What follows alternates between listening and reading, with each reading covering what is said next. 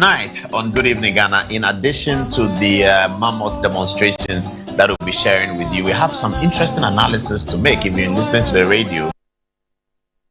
Now that made me say, my husband, I'm a green light. Oh, Allah.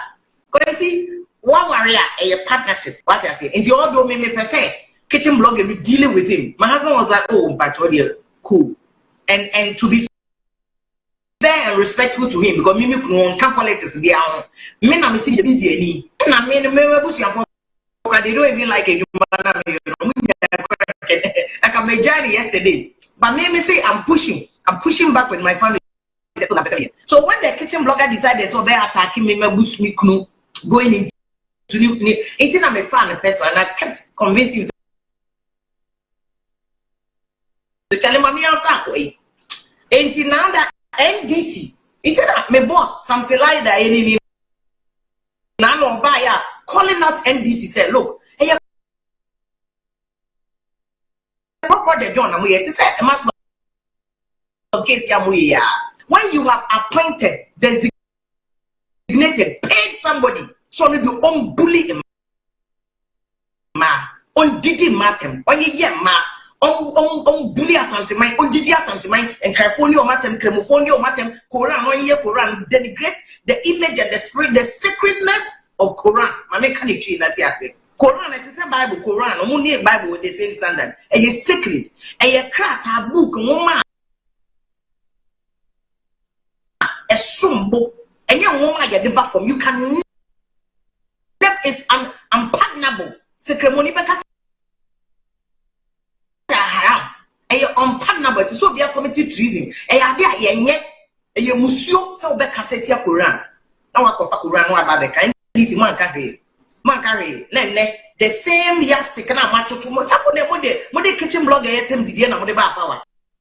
Na mo de winning votes. Inti na MPP for so akosia. Omo so say atem didie no can also win votes. So MPP for no so boys ni na start here any guess here na say chichi omi and now NDC is arresting them. And no dey asema me boss Samson Lada Yenini was calling NDC out. And they decided so on person omo divert attention from asema me boss Samson Lada Yenini continue. Let them go and do a yi. Eti na no ma hu say omo kofra kitchen blogger so omo say that e me didi mahama atem.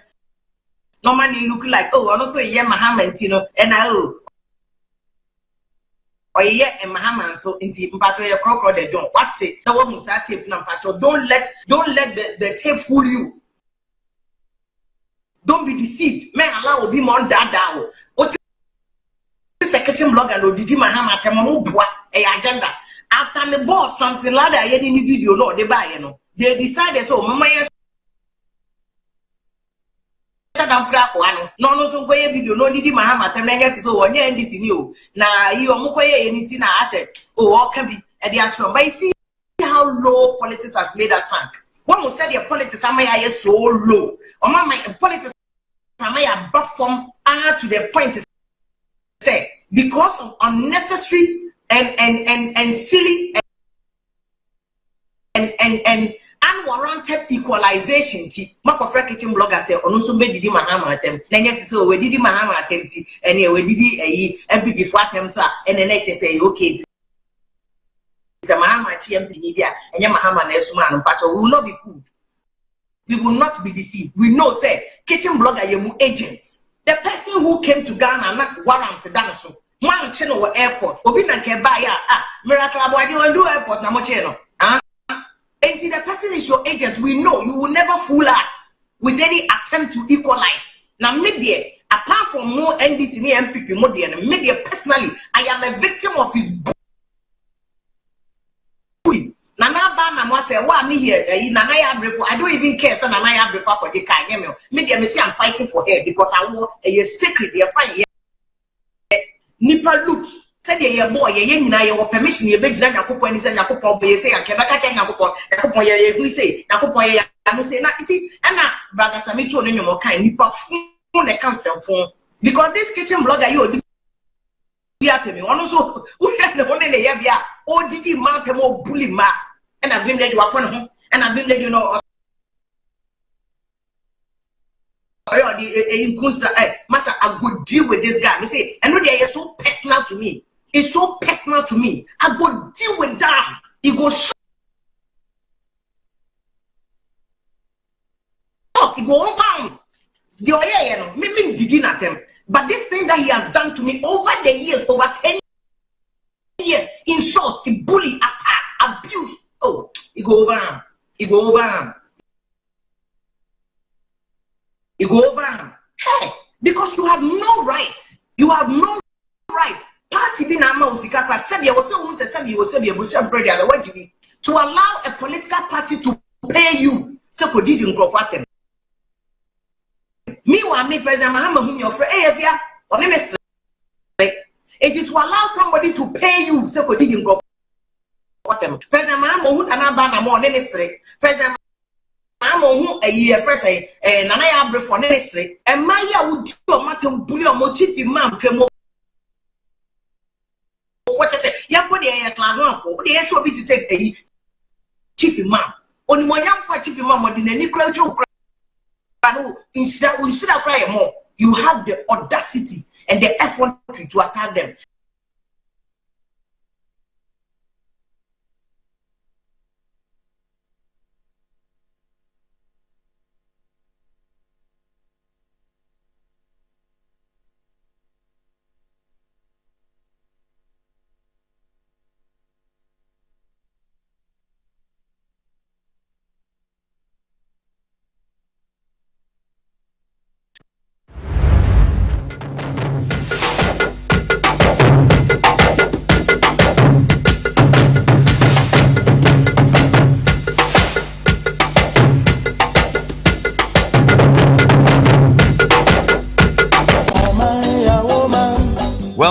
Well, so we are back from the demonstration, and I had to come first to the base, relax, take some water, and then take off my shoes and get ready for action. Going back to the office. It's Good Evening Ghana time tonight. What are we doing on the show? Tonight on Good Evening Ghana, in addition to the mammoth demonstration that we'll be sharing with you, we have some interesting analysis to make. If you're listening to the radio and TV, Johnson Asiedu Nketia is the chairman of the NDC, by the way, and he granted an interview to Joy FM. It was a great interview. I completely enjoyed it. Evans Mensah was hosting it on PM Express. But Asiedu Nketia said a few things that we have to sort of bring to light tonight. The main conversation was the third term agenda, and he said things about how the third term agenda is not new, and that during the era of Flight Lieutenant Rawlings, they talked about third term agenda and all of that, and it is always an MPP agenda. In fact, during the interview, they mentioned some of us that we were responsible for it. So we checked, and we're going to be relying first on this book that is here. This is The Political History of Ghana, 1950s to 2013. Is written by Obed Asamoah, and he talks about the period of Rawlings and what the third term agenda was about. Very different from what the party chairman told us. In fact, what Asiedu Nketia said is manifestly untrue if you look at the account of Obed Asamoah. And then we're also going to look at the account of Professor Kwame Nahoi. Both of them discuss it, even us. And this is our seminal work. This is a book by Paul Adomotri. It's entitled Africa's New Constitutional Leadership, 77 Stories That Define Ghana's Fourth Republic. Now, in this book, we analyze what Obed Asamoah said and what Kwame Nahoi said, and then we bring it together. So tonight, we're going to see about the third term agenda. Where did it come from and where is it going? That's a very important conversation. Also, we have some more information about the Sedin Atamaklo issue. We dealt with it on Tuesday. Perhaps we'll touch on it again. Asiedu Nketia also had another aspect of the interview which was quite good as well. He came out clearly against the Supreme Court's decision, and we have seen the Deputy Attorney General Justice Sremsai has written something, or has published something that was written by one of the judges in support of the Supreme Court decision to expand the electoral roll. The issue is, will it end corruption or will it actually foster corruption? Asiedu Nketia clearly demonstrated that he's against the Supreme Court decision. Justice Sremsai is publishing one of the majority opinions indicating that he is for the Supreme Court decision. Tonight we find out where you stand. It's Politics as Usual on Good Evening Ghana tonight. Join us at 9 and it will be live.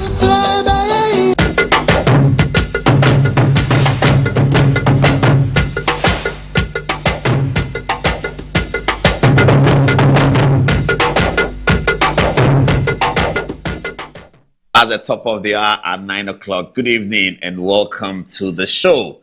Oh, what a day we've had. What a day, what a day, what a day. In addition to everything that you've been hearing in the promo, Miracle Sabuaji will be in the studio to give us a blockbuster interview, and we do have a lot to share tonight. I'd like to share my story with you. It's such a day. I'm here to write my diary for the day, but it's such a great day. So last night, my night was the night started with a. Forgive me because late in the night I was eating pepele. You know, it's August and it's the Ghana festival, so we were sampling pepele last night. We had such a great time. So I ate pepele and meono. I won't explain to those of you who don't understand Ghana because you're going to complain that I ate something late. So I won't explain to you. Only the Ghanaians will understand. And so from the pepele, then I got back home and I got into television. And I caught up with the CNN program, Abby Phillips's program. They were discussing the Michigan primary, which had gone almost south for the Democratic Party establishment. The DNC establishment lost the Michigan primary very narrowly, and they lost by a whisker. I was watching the TV with a friend of mine who happened to be in the house at that time. He said he had gone to play squash somewhere. So he came by to see me. This is about midnight. And we were watching together and we were arguing that could it not be the Republicans funding this progressive movement in the Democratic Party? Because as soon as the Michigan primary ended, Donald Trump said something. That's American politics. So American politics took me to about maybe 3 to 4 a.m. I was really having a good time watching. My friend left, so I was there, and I was watching. Then I had told Nana Boakye, the indefatigable, I call him after today's experience at the demonstration. Nana B, I asked him to call me early. So around 5:15, I had barely slept when Nana B called me and said, "Hey, Paulus, wake up." And I said, but what's the time? I checked the time, it was 5:15. He said, but we're starting at 6. Now he told me we're starting at 6 because he said that if he doesn't tell me 6, I will think it's 9 and I'll be late, blah, blah, blah. So I got to the demonstration grounds around 10 past 6. Then I think I was about the first person to get there. And so I observed keenly, and my news reporting antenna was all over the place. I observed keenly how people arrive, how the media arrive, and a lot of that. I've covered these demonstrations, but I never go there early like that. I've never been the first reporter to get there. I always cover them, but I've never been the first reporter. This time I was the first demonstrator, and the reporters came to meet me. So I was there when all these journalists came. I was having conversations with them. Then one MP came, the MP for Wale Wale, he came. And so he sat with me and we had a long conversation till about 7 o'clock, and still no one was really showing up, a few people here and there. And then Dr. Okoboy's personal assistant came to me. He introduced himself. That is Okoboy's personal assistant. We had a great conversation. I asked him, how is the campaign going for Greater Accra? He's very confident that Okoboy will be elected. And we talked about that a bit.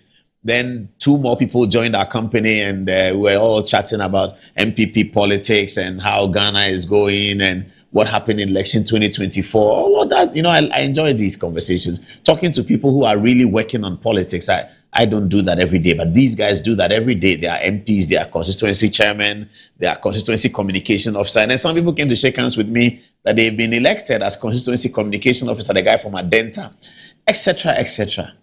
So around 7:45, a few people are coming. Then I called on Abi and I said, where are you? He said, he's around. I said, but I think the people are not coming. He was laughing at me. He said, Paul, you see, I'm not done demonstration. He said, they'll come. I said, are you sure? He said, they'll come. Then the MP told me that, sometimes it's like that. They'll come. They'll come. I said, you will be here, they'll come. And NDC will come and say that the policemen are more than the demonstrators and all of that. I had such a great time this morning. I had a fantastic time. So I started attacking Anabi that you asked me to be here at 6. It's 8 o'clock, you are not here. What's the meaning of this? Then he said, okay, I shouldn't worry, he's coming. He was still not coming. So I asked him, but where are you? He said he's in Dr. Baumia's office, which is not too far from where I'm sitting. We're in North Region Accra. Dr. Baumia's office is not too far from here. He said he's in Dr. Baumia's office. I said, okay, then I'm coming there. So I made my way to Dr. Baumia's office. When I went, he was printing stuff and I was blasting him. I sat in his car and I dozed off just a little bit. By the time I went there, I had met the media, granted some interviews. So he told me he had seen me on the social media, walking up and down and all of that. I dozed off a little bit in his car. You know what they call power nap? Yeah, I took the power nap, and then he came and said, Charlie Paulus, why are you in bed? Let's go. So we moved, and wow, when we got back to the grounds, it was massive. I worked with him looking at what he was doing. You know, he's a great national organizer of the party and soon to be the first national vice chairman, Henry Nana Boakye. And he knew exactly where everybody was. He knew where everybody should be. He knew where the car should be. He knew what kind of songs they'll play. He was waiting for Anthony Kabu to come in. And I think that the best quotes from the event came from Abeifa Kabu, and I explained to you. I saw that on social media. I spoke to him this evening. And as we say in pidgin parlance, I was giving him fans. But anyway, so Nana B came through, and then I was working with him. He said, okay, this one should stand here, that should stand here. Where are the people? Why are they there? Then he was on the phone. Well, what do he? Then he would speak Gans more. Then he would speak English more. Then he would speak pidgins more, trying to coordinate people. So I was looking at him. Then he turned to me and said, Paulus, hey, the way the crowd go come, that's why I said it in pidgin English. He said, the way the crowd go come, I said, are you sure? But at that time, I was getting very encouraged because when we mounted the truck, which is like the stage. Oh man, you could see that the people are coming and they are excited and they are bubbly. And the Rastafarians, I was so happy to see them. Everybody was bubbly. Everybody was excited. I mean, the spirit was just amazing. It was phenomenal. I mean, I'd not seen something. I didn't quite cover Kumi Preko, but I covered most of the Kwesi Pratt demonstrations of the 99, 2000, the Kufuor on the gallon demonstrations. I covered all of them. And I've been involved in students' demonstrations as a demonstrator. The ones we did in the year 2000 where Kofi Boakye was chasing us. But this was nothing like that. So then I began to worry about security because then the crowd was swelling. So up the stage came all the nice people. Kojo Ponkrumah climbed up. Dominic Nitiwul had not seen me in a while. I gave Hawa Kumsin such a big hug. I was so happy to see her. I mean, everyone was happy to see everyone. This was massive. I mean, it was good Dr. Bawumia didn't come because if Dr. Bawumia was there, the protocol thing would have come in. When the boss is there, you got to be careful how you operate. Dr. Bawumia didn't come. He was okay. He was encouraging the demonstration and pushing it. And so we're all very cool. And, Che Mensah Bonsu then became like the main boss there kind of thing. But I know Che Mensah Bonsu is cool. So Che came and he was touching me, punching everybody. Then I saw Aaron Michael Kwe. Oh my goodness, you turn here, you see somebody. It was like, it was like what we used to do in the old school, the program that Joy FM used to do. You remember that? That old school program, you turn here, you see somebody, you turn, you see somebody. Oh my goodness. People were coming all over. They were telling me things about Good Evening Ghana. They said, last Tuesday, you didn't finish the story. And then I'll tell them the story. So as all of these things were going on, we were talking to each other. I was eating granuts, cooked granuts. It was very nice. I bought some and I was eating. It's very, very nice. Then I turned and I looked at the crowd and I said, whoa, whoa, whoa, whoa, whoa. So I went to Nana B. I touched him. I said, bro, you got it. He said, I told you they will come. Then now Sammy Oku said, look, we needed to move because if we don't move, they'll get tired. We have to move. So where are we going? Then there was confusion about, should we still do the Supreme Court? Should we go to Yoko? The crowd was huge and they were excited. I have to say congratulations to Jerry Ahmed. I understand that the musical instrument that came, the first one with the pickup. Jerry, how are you? Good evening. You did a fantastic job. Jerry Ahmed really loves the party and he loves the action, He provided so much. And then they had some people on the canoe. I mean, it was great. It was really good. Now, then we started moving. So we moved from there to the Supreme Court. And then when we got to Yoko, they said we should stop and do some shakarasmo. We used to do that in Commonwealth Hall. So we stopped at the Yoko and I had conversations with the police officers. They were so happy that the thing was well organized. And then all the way to Jubilee House. And then now one of the stories of Afenyo Makin's statements before the petition was handed over to Nana Adjanto. I think that's a joke. I mean, we should leave it there, shouldn't we? Nana Adjanto was unhappy and Afenyo Makin was unhappy. And both of them are unhappy, expressing their situation. But it doesn't take away from what was really, really a big turnout. I mean, it's not the biggest, but by all standards, this was a very, very huge turnout. Let's now go to the touch screen and let me show you some of the photographs from there. Later tonight, Miracle Sabuaje is on the show, is coming in live. Johnson Asedun Ketias matters will be discussed. Kwame Nahoe's book is here. Obed Asamoah's book is here. They're all writing on the history of Ghana. And Paul Adomochi's book is here, which quotes some of these things in those two books and assesses them. We're going to have a good time tonight. Don't worry. It's a Thursday and we have all to do. Yes, Serene. So,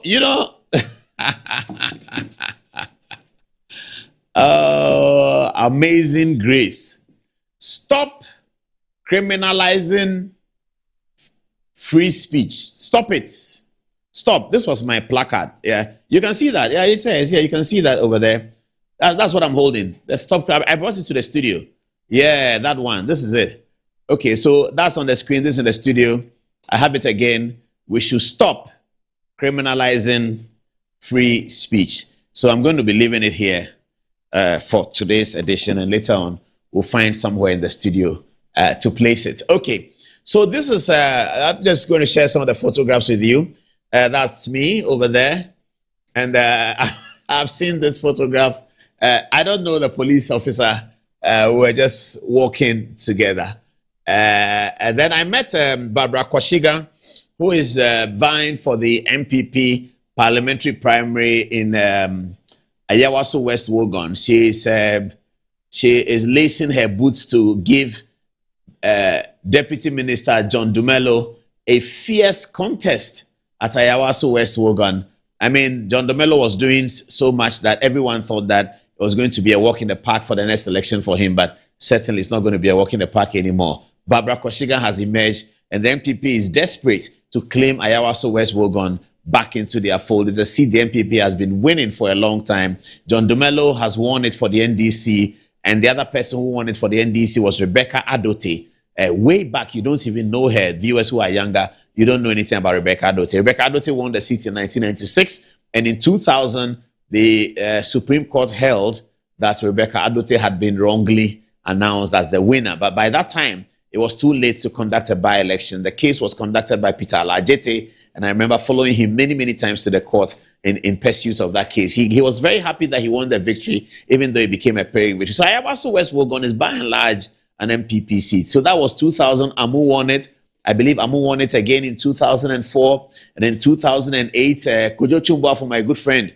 was on the ballot for the NDC. He lost it. In 2000, I believe Elvis Efrie Ankra was on the ballot for the NDC. He lost it.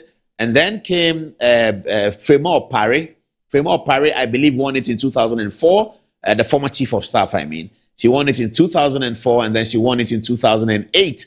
Then in 2012, I was very much involved in the Ayawaso West Wogon 2012 election. Ejako came for the first time and grabbed it for the MPP, defeating my good friend Kwame Wadako, who had a very spirited campaign over there, trying to win the hearts and minds of young people at the time. It didn't quite work. And then in 2016, Ejako won it again. We know the unfortunate situation Ejako passed. And then Ma Lydia came in, won the by-election, the famous by-election of Ayawaso West Wogon. You remember that? Then Ma Lydia was re-elected. But in 2024, John Dumelo defeated Ma Lydia on his second attempt. And now he's the member of parliament. But John Dumelo has been fixing the people. There's a lot of social media videos that kind of show that he's doing well. So everyone thought that is over. And then suddenly comes up Barbara Kwashiga, the lioness, who is sitting on an elephant, jumping into Ayawaso West Wogon to make it happen. I met her at the demonstration. We had a good conversation, and we talked. Okay. Yeah, this man, I mean, as I said, everyone was happy to see everyone. I don't know this man. I really don't know him. He came to me. He said, "Good evening, Ghana. Is that you?" I said, "Yes, me." He said, "Oh, I was so happy to see people very excited like that about democracy, about politics in Ghana. It was so touching." And then, oh, sorry. Okay. This is Abe Fakabu. I'm sure here we were talking about the crowd. I was congratulating him that, look, I came and I was panicking, but eventually this has happened. I was telling him, and he said, "Yeah, that's how it works." This policeman, I thought, was very diligent. The group of them. This is just in front of the Supreme Court area. He was so cool, and he was helping us do everything. He says that, when the photograph is being taken, he said, stand away. The car is coming. They were quite close to the road. He said, "No, you will get off the road." He was such a great gentleman of a policeman. So I took a photograph with him. Whilst I was in there, somebody in the car, the lawyer, said he was going to court. He shouted my name, and he really wanted to say hello to me. I don't know him, but we exchanged numbers, and I'm sure we'll be talking soon. He was very happy to see me. I was delighted to see him. These are some of the people who came around, people you might not know, but they came around and they said, "Let's take a photograph." And everyone was happy, as I said, to see everyone. This lady, on the left was having a conversation with Miracles that I was very interested in. He was reporting to Miracles that the lawyer has come in, she's been granted bail. I felt so sad. I mean, I was looking at this very young lady. I never saw her before. But I got interested in Miracles telling her that, has the lawyer come in? She said, yes. So who is the lawyer? I mentioned the name. And I said, so have you obtained bail? Then she explained. I asked Miracles, who is she? He said, oh, Charlie, one of the people they arrested. And I said, oh, madam, I'm so sorry. This is her. Do you know her, viewers? Do you know her, the light-skinned one? Yeah. I was very, very sorry to hear her story. So I think that she's getting around it, is getting well. At this stage, they had asked us to pause, and that some of the leaders were behind us. So we should pause so that they come, and then we can say something about Yoko before we just tread along and move on. This is Miracles engaging with a police officer. Interesting and nice, good conversations. Adenta Kumi was there. He told me that he had come to Accra just last night to participate in this demonstration. So yes, we took that photograph. Here the camera caught me. I don't know what I was focusing on, but maybe I was getting hungry a little bit at that time. You know, we went there early in the morning. So by the time we were finishing, I was getting hungry. So I'm sure that's what this photograph is about. Adenta Kumi and I had a big chat, of course. He was telling me that people called him about the Tuesday program, and there was some concern for us to share, but that's not for television. He gave me some concern about what is happening in the regional elections and who is going to win and all of that, you know. So yes, that is Kojo Ponkroma on the left and Richard Ahiagba on the right. Both communicators, very happy to be on the stage. It was such a pleasant family reunion. Of course, the commander-in-chief, the platoon commander himself, Anthony Abeifa Kabo, rallying the troops. Here he was giving his final instructions and telling the people that obey the instruction. We want to have a peaceful demonstration. We don't want any demonstration with issues. Just obey your leaders. And I mean, this was so well organized there. The crowd that you see, Henry Nana Boakye and Kabo and Co, who organized the demonstration, every 6 people had a leader. I mean, this was super well done. I wasn't expecting it to be that well done. Every 6 people had a leader. So when Kabo was addressing them and said, listen to your leaders. When the leader says, move this way, please, everybody follow it. And I said, who are the leaders? They say, oh, 6 guy, I'm a leader back. I said, wow. I just shook him and I was just shaking his hand like that. Every 6 people had a leader. So they are marching, 6 of us, I'm the leader. And I look at this, say, let's pass here, we pass here. Let's go here, we go here. So when we got to the Shraj Commission for Human Rights Office, those of you who don't know Accra, it's at the Accra High Street, you know, you have to make a left turn. And it's a double road. It's recently been done. Akufo-Addo did that road very, very well. He opened it up at the High Street. Beautiful road done. So you needed to turn. And the police were trying to usher us to take one of the, it's a dual carriage. So one of them other than the other. And it looked like people had already gone to the first one. And the police were now trying to redirect them. Within a matter of 5 minutes, it was sorted. Because the leaders were told that, stop, turn around, come back and let's go. Oh, it was done so quickly. It seems to me that the police wanted to actually applaud because they were confused. They said, no, we're going to have a problem. Stop. The cars were for, the leadership just went, everybody just turned and, oh my goodness, this was solid. This thing there, it was so well done. Kabo, congratulations. Now I was talking about a quote. I saw a quote on Joy FM, I think. And Kabo said that underestimating the MPP is the oldest political mistake in Ghana's political history. So it's up to anyone who wants to underestimate the MPP. And I read that and I took my phone, I called him. I said, if I've just seen your quote, and we laughed over it and we talked. They said, yeah, he means it. Underestimating the elephant is the oldest mistake in Ghana's politics. It's very old. I mean, the CPP thought that they had buried the elephant and it will never come again and nothing will happen. And then the elephant survived. And then they brought 1992 election and Rawlings and NDC can never be beaten. Hey, Rawlings, you think that Rawlings wants to hand over to MPP? It will never happen. I just started practicing journalism. I remember on voting day 2000, my mother wanted to prevent me from going to cover the elections. The country was so charged and so tense. And I was asked to be with J.J. Rawlings. I was with him. It was in the heat of the castle. Soldiers, guns, everything was there. It was thought that it's never possible. The elephants won the first round and won the second round. So these things happen, you know. The elephants had a candidate called Nana Akufo-Addo. They said he can never win election. His grandfather lost election. His father lost election. The other father lost election. Another uncle lost election. This man, he can never win election. They said that he's not tall. So if he's not tall, he can win. All kinds of things were said. And it was said so with such confidence that sometimes even you, the supporter of the candidate, you can believe it, that your candidate will never win. What happened in 2016? Boom. It happened. So it's okay. The elephant was badly beaten in the 2024 election. I mean, the heaviest defeat in the political history of Ghana. That's what I think the elephant likes. That's what I've been told. Let's see what happens. But what I can say about today is that it was very well organized. It was really, really good. You know, there I have another friend of mine, new friend, also holding his placard. And I have to say thank you to the guy who gave me the placard. I don't know him. Please just send something to our Facebook page. If you are the one who gave me the placard, I took it from some guy. He gave me a big hug. Oh, was it the guy who embraced me? I'll ask my assistant who was with me. Here, Kole Klote, this guy saw me and said that, they were in Kole Klote when I came to play the drums there in 2020, all that. I said, oh, yes. And then we took this photograph. We were sharing a joke, and that's why he's so excited. I mean, it was really, really nice. One of the ladies who came over, another lady who was on the stage. And, oh, this is the crowd. This is at the time they were listening to the instructions of Cabo. So, viewers, if you look at this, they were all connected. All of them had one leader. Everybody, 6. They had... I mean, this was so good. This was just so good. Look at them.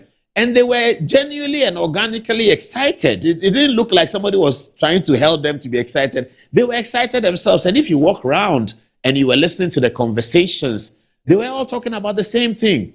And then when we were trudging along the road, the market sellers, especially those on the roadside and the coverts, those of them, I saw a woman who was selling this thing. How do they call it? The white thing they chew. It's called chile. I don't know what the English name is. I've never actually known the English name for it. They were selling chile and fula. I don't know whether people know fula. What is it? Clay? Oh, we should just say clay. Ailo, yes, that one. That's what she was selling. And fula. Please, do you know fula? Fula is a very beautiful northern snack. It's a beverage. It's really nice. So when I saw her, I don't see somebody selling fula in a long time. So I was very excited. And then I was observing her. She didn't know that I was looking at her. He said, Monko, chichena do sundodo. We say ayacho. And I was looking at this lady who I thought is not connected to politics, might not even really be concerned. And she was very enthusiastic. He was encouraging the demonstrators. Monko, monanti. And then Ghana etia to say we say yacho. They be amachobi. And I looked quietly. I said, oh wow. I mean, we have a great future with the democracy. Yes, we do. We have a real great future with the democracy. It's not simple. It's solid. I mean, I was looking at this lady. I mean, really, wow. So, congratulations to the crowd. Congratulations to the audience. Congratulations to all those who came. What have you done to deserve third term? I saw that's going to feature very strongly tonight as we discuss the third term matter.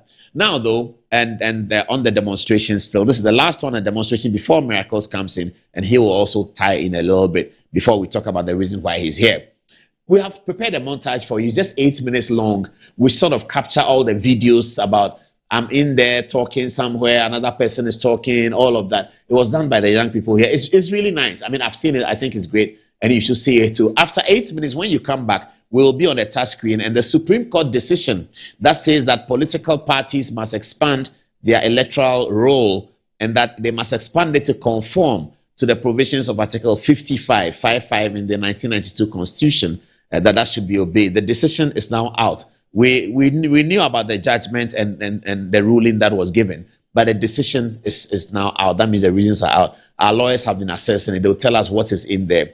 It might run counter to some of the things you heard Johnson Asiedu Nketia say on PM Express last night, the NDC party chairman. You know, any interview he grants, I love to watch it. And that was a really good program last night. Congratulations to Evans Mensah. He handled the interview very well. I really liked it. Tonight, we have a lot to say about that. And then Miracles Aboagye is in the studio. So let's watch the short documentary on today's demonstrations. It's 8 minutes long. We'll be right back.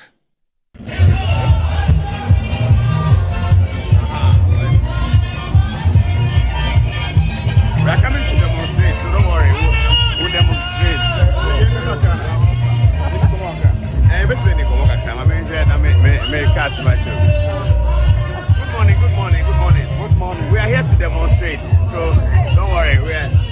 at democracy is under attack. So that's why we are here. We are here to share the view. I cannot sit back and say that I will not join. I cannot be Paul Ademoshi, who has been doing Good Evening Ghana, a political program for a quarter of a century, and then I say that I will sit back and not join a demonstration.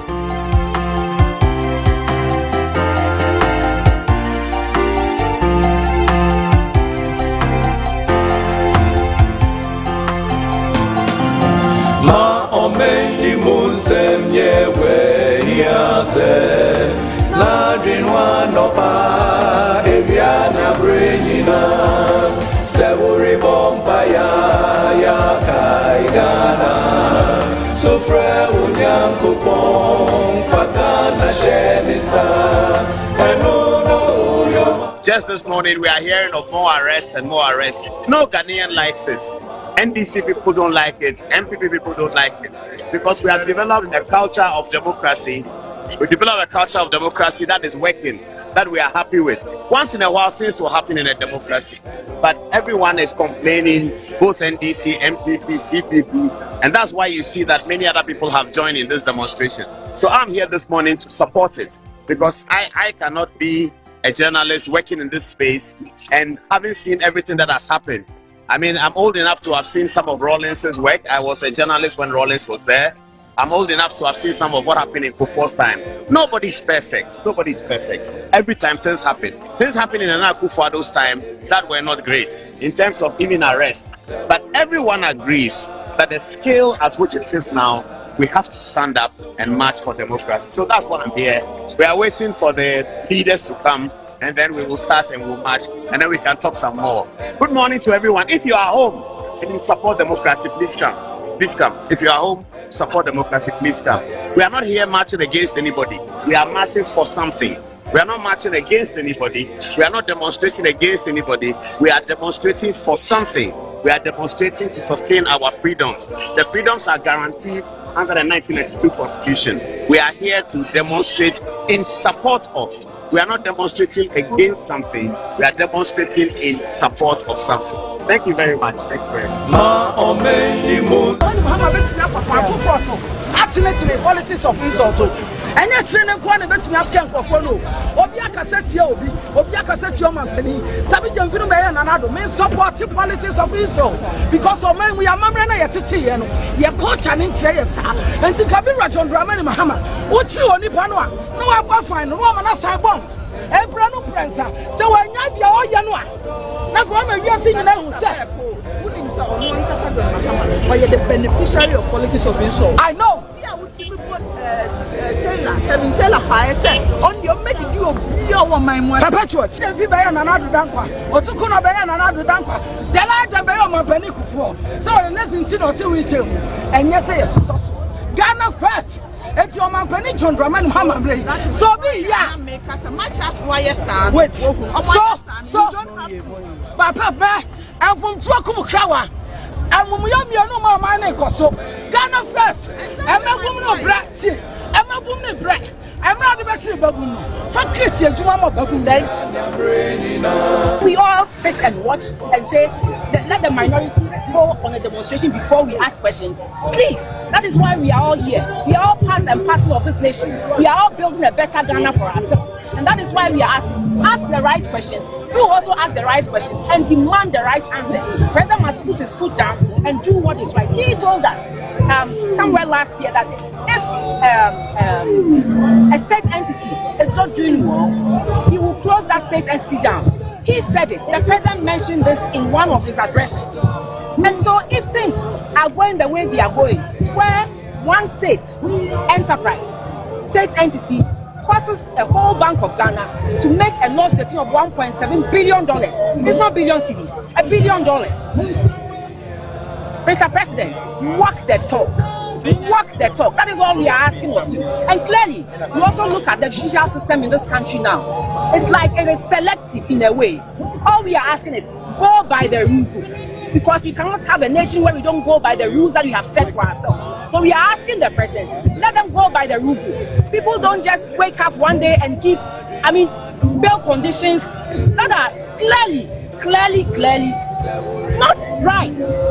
That are way over and above. even what the crimes they have committed. All we are asking is, Mr. President, let the people go by the rule book. It is true that the people of Ghana have given one party to death. It is something the Constitution never ever envisaged that it will happen. But yes, it has happened. And so we expect them to use this and use it properly to the benefit of the larger nation and not abuse this. Oh, that's all we are asking. Recently, you saw the Cocoa Board Amendment Bill. That now you are asking cocoa farmers that if they dare decide to change the use of their cocoa farms for something else, they ought to come to Cocoa Board and seek permission. Mia Masasi, Mia Major Padie, Mr. President, come again. We can amend this law. Remember, recently you came, the tribunal bill was amended again, even though it had been passed not long ago. Now where the ammonia here, Yakwaka, the ammonia as well, but the other thing, I'm not continuing. I'm with the bail condition near my 3 years, near my 2 years, near my day. Or my no essay, and now on my way now, Kofado, Edija, President Mahama, your best friend say. So we'll be near to know for Tubonia Unyai. I did what my Council of State member. What was one to my penny for you? I'm so happy. So far, I could for the Meboa. Was you want to into my penny or had the aircraft or not? Oh, to me. Now, our Maya Council of State member, why resign? Obi on to my penny was going to my penny for you. That the aircraft on ya, maybe I made it. See, and then when I'm always answered the aircraft. So,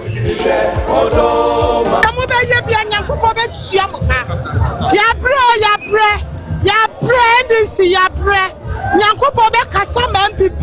Nyankubo be kasa MPP. IBB nya bone. Enso mo ye bone atia yen. Nyankubo ye jamu manyame. Ye jamu manyame. Munja away. Ye benisen. Munja achichia. What did you tamam? Nana branchimu. Ye nya baye mo baye. Mo cheers. Ye be mama revenge. Ye be mama revenge. Nyame hu momobo. Nyame hu momobo. Nyame hu momobo. Wo we ye benesen. Na on baby bia tie me. Odo ma woman eno ara na yere chiche. Odo ma woman eno aneya. Odo ma woman eno ara na yere chiche. Odo ma woman eno aneya.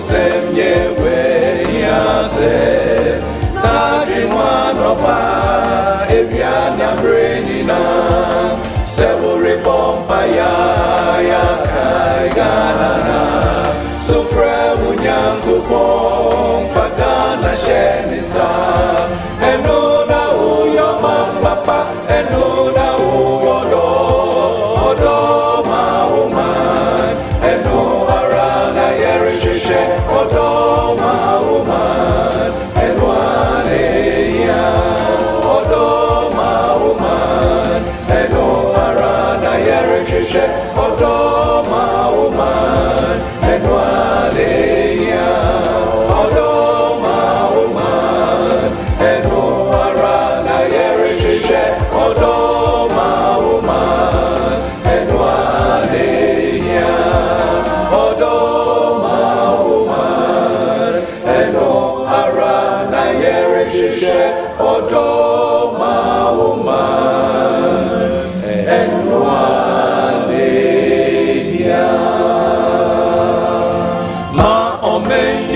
semye we yase la drinwa nopa evia na brenina sewore bomba ya kaigana sufre unyankopon fakana shenisa enuna uyo mambapa enuna odo mauma.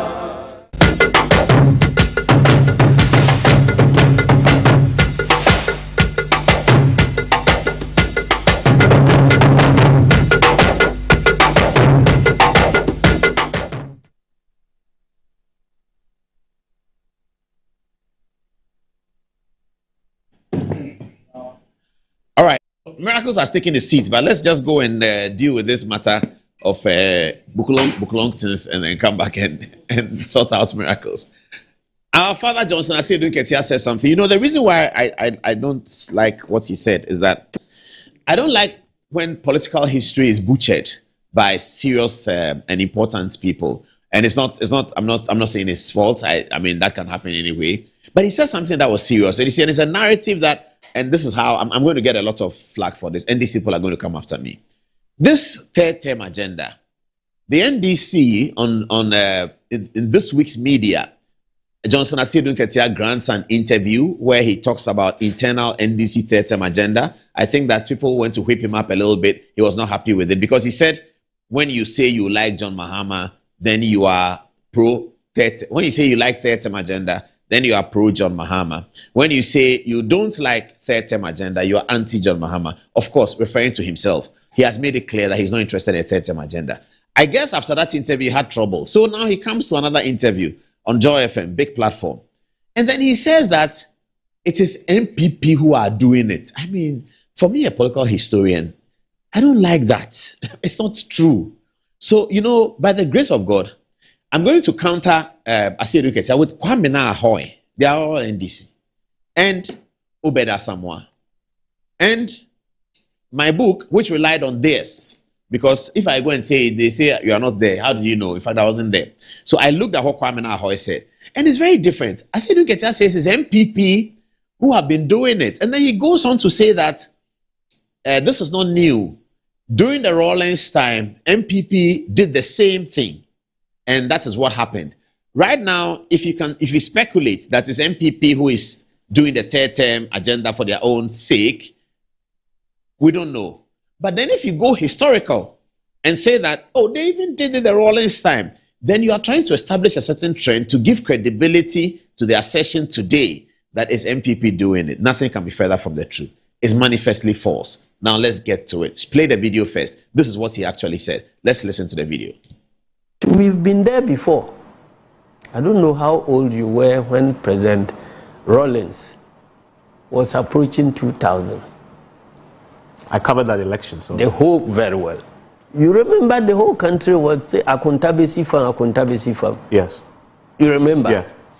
Because of that Akuntabesi Farm, they put President Rawlings so much under pressure that whenever he sought to imply that he will hand over to anybody who won, people didn't believe. Yeah.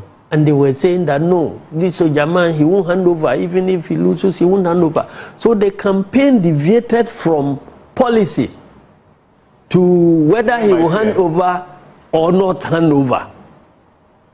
So he was forced to declare in Swedru that if his vice president is contesting, he will support him.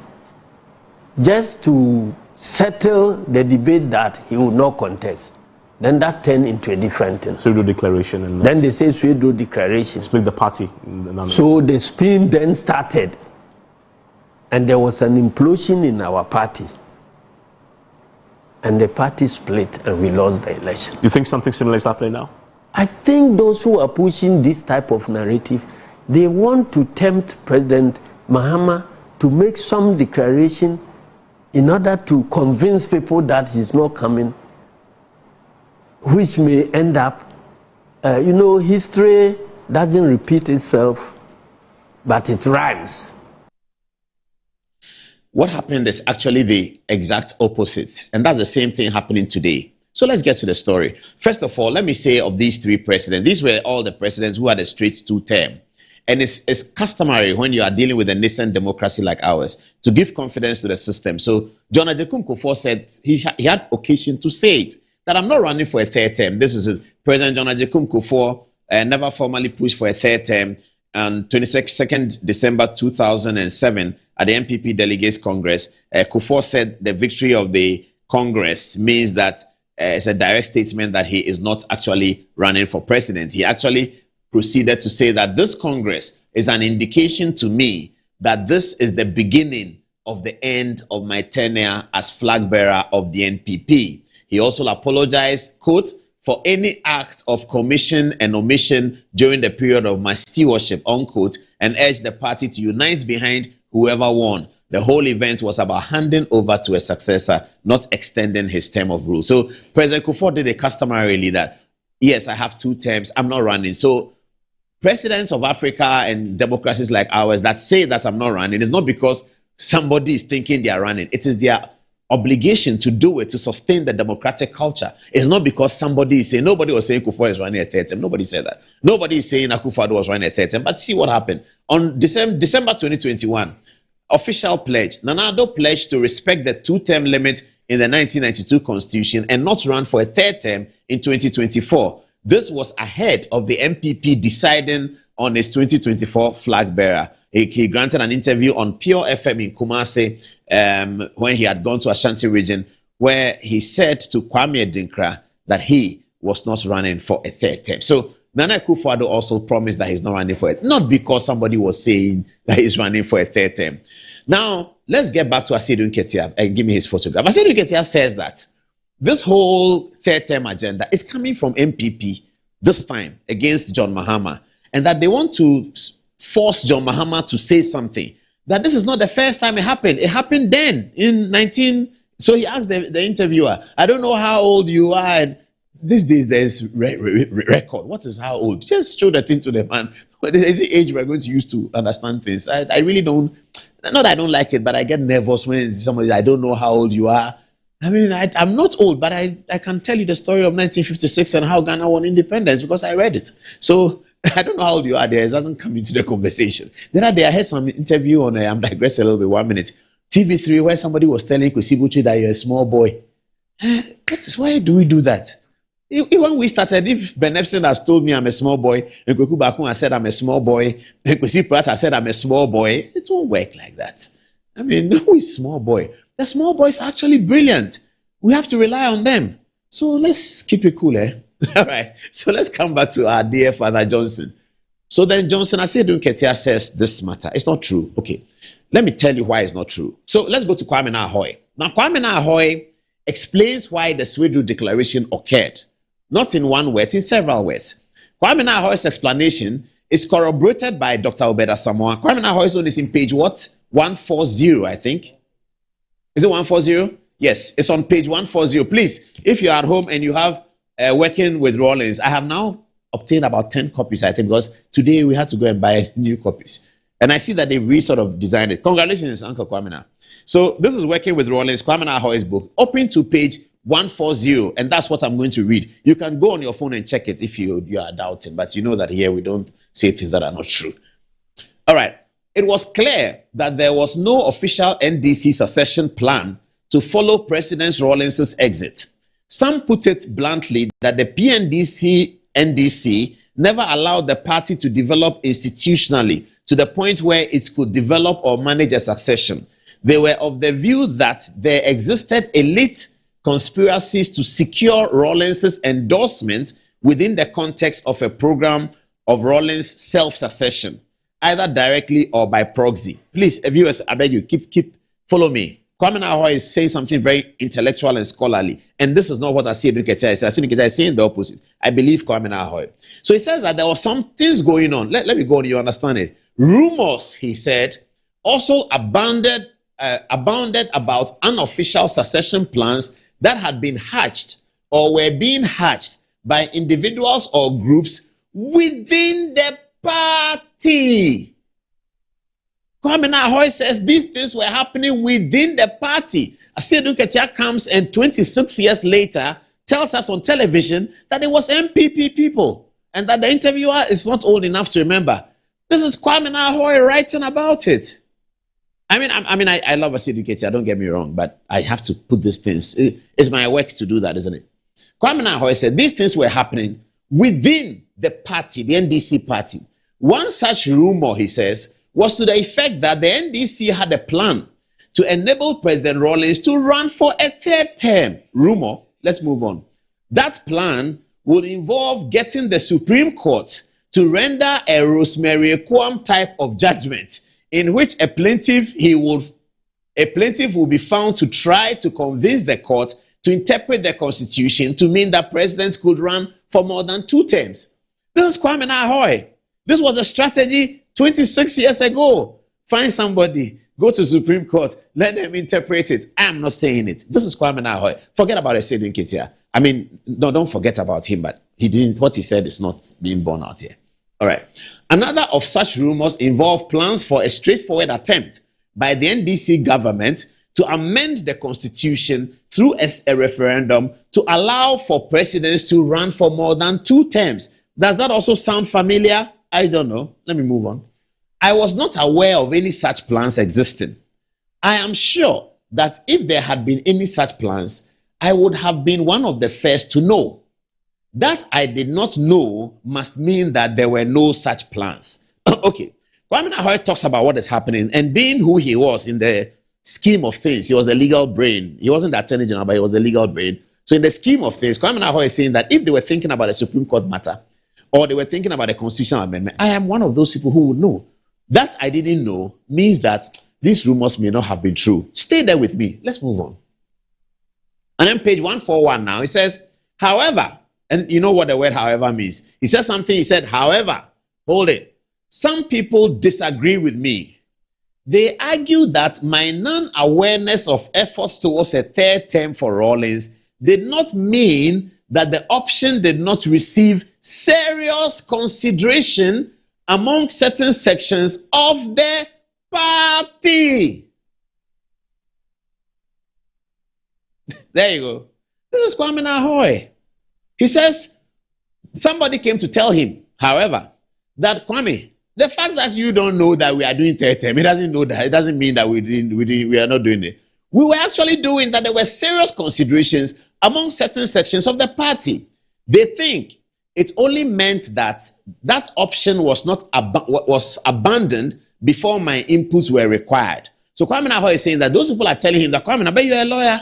We have to finish the Jaguda before we bring it to you. We are doing the kakla. That's how we do it in politics. And Miracles will tell you that's how they do it in politics. They finish the thing. When they finish cooking it, then, hey, lawyer, this is where we want to go. Take us there.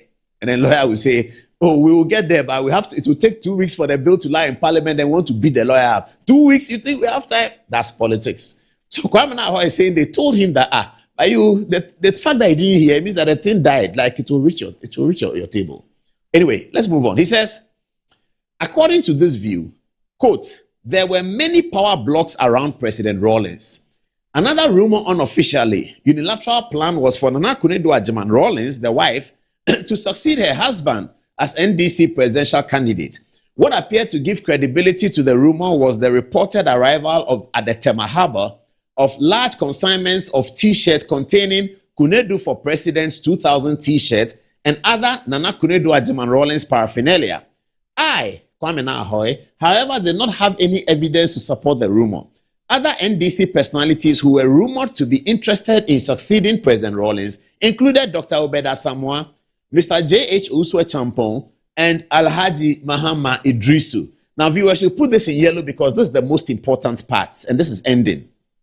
He says, Rawlings appeared not to be too happy about all these ambitious conspirators orchestrating to take over the baton from him and conceived a plan to preempt these moves and nip the conspiracies in the bud. His aim appeared to be to curtail the simmering ambitions of all those persons who saw themselves as heir apparent. This, it appeared, was Rawlings's real reason for the Swedru Declaration. So this is the reason. So Essedu Nketia should not blame MPP. And he should not tell a story that's not borne out by history.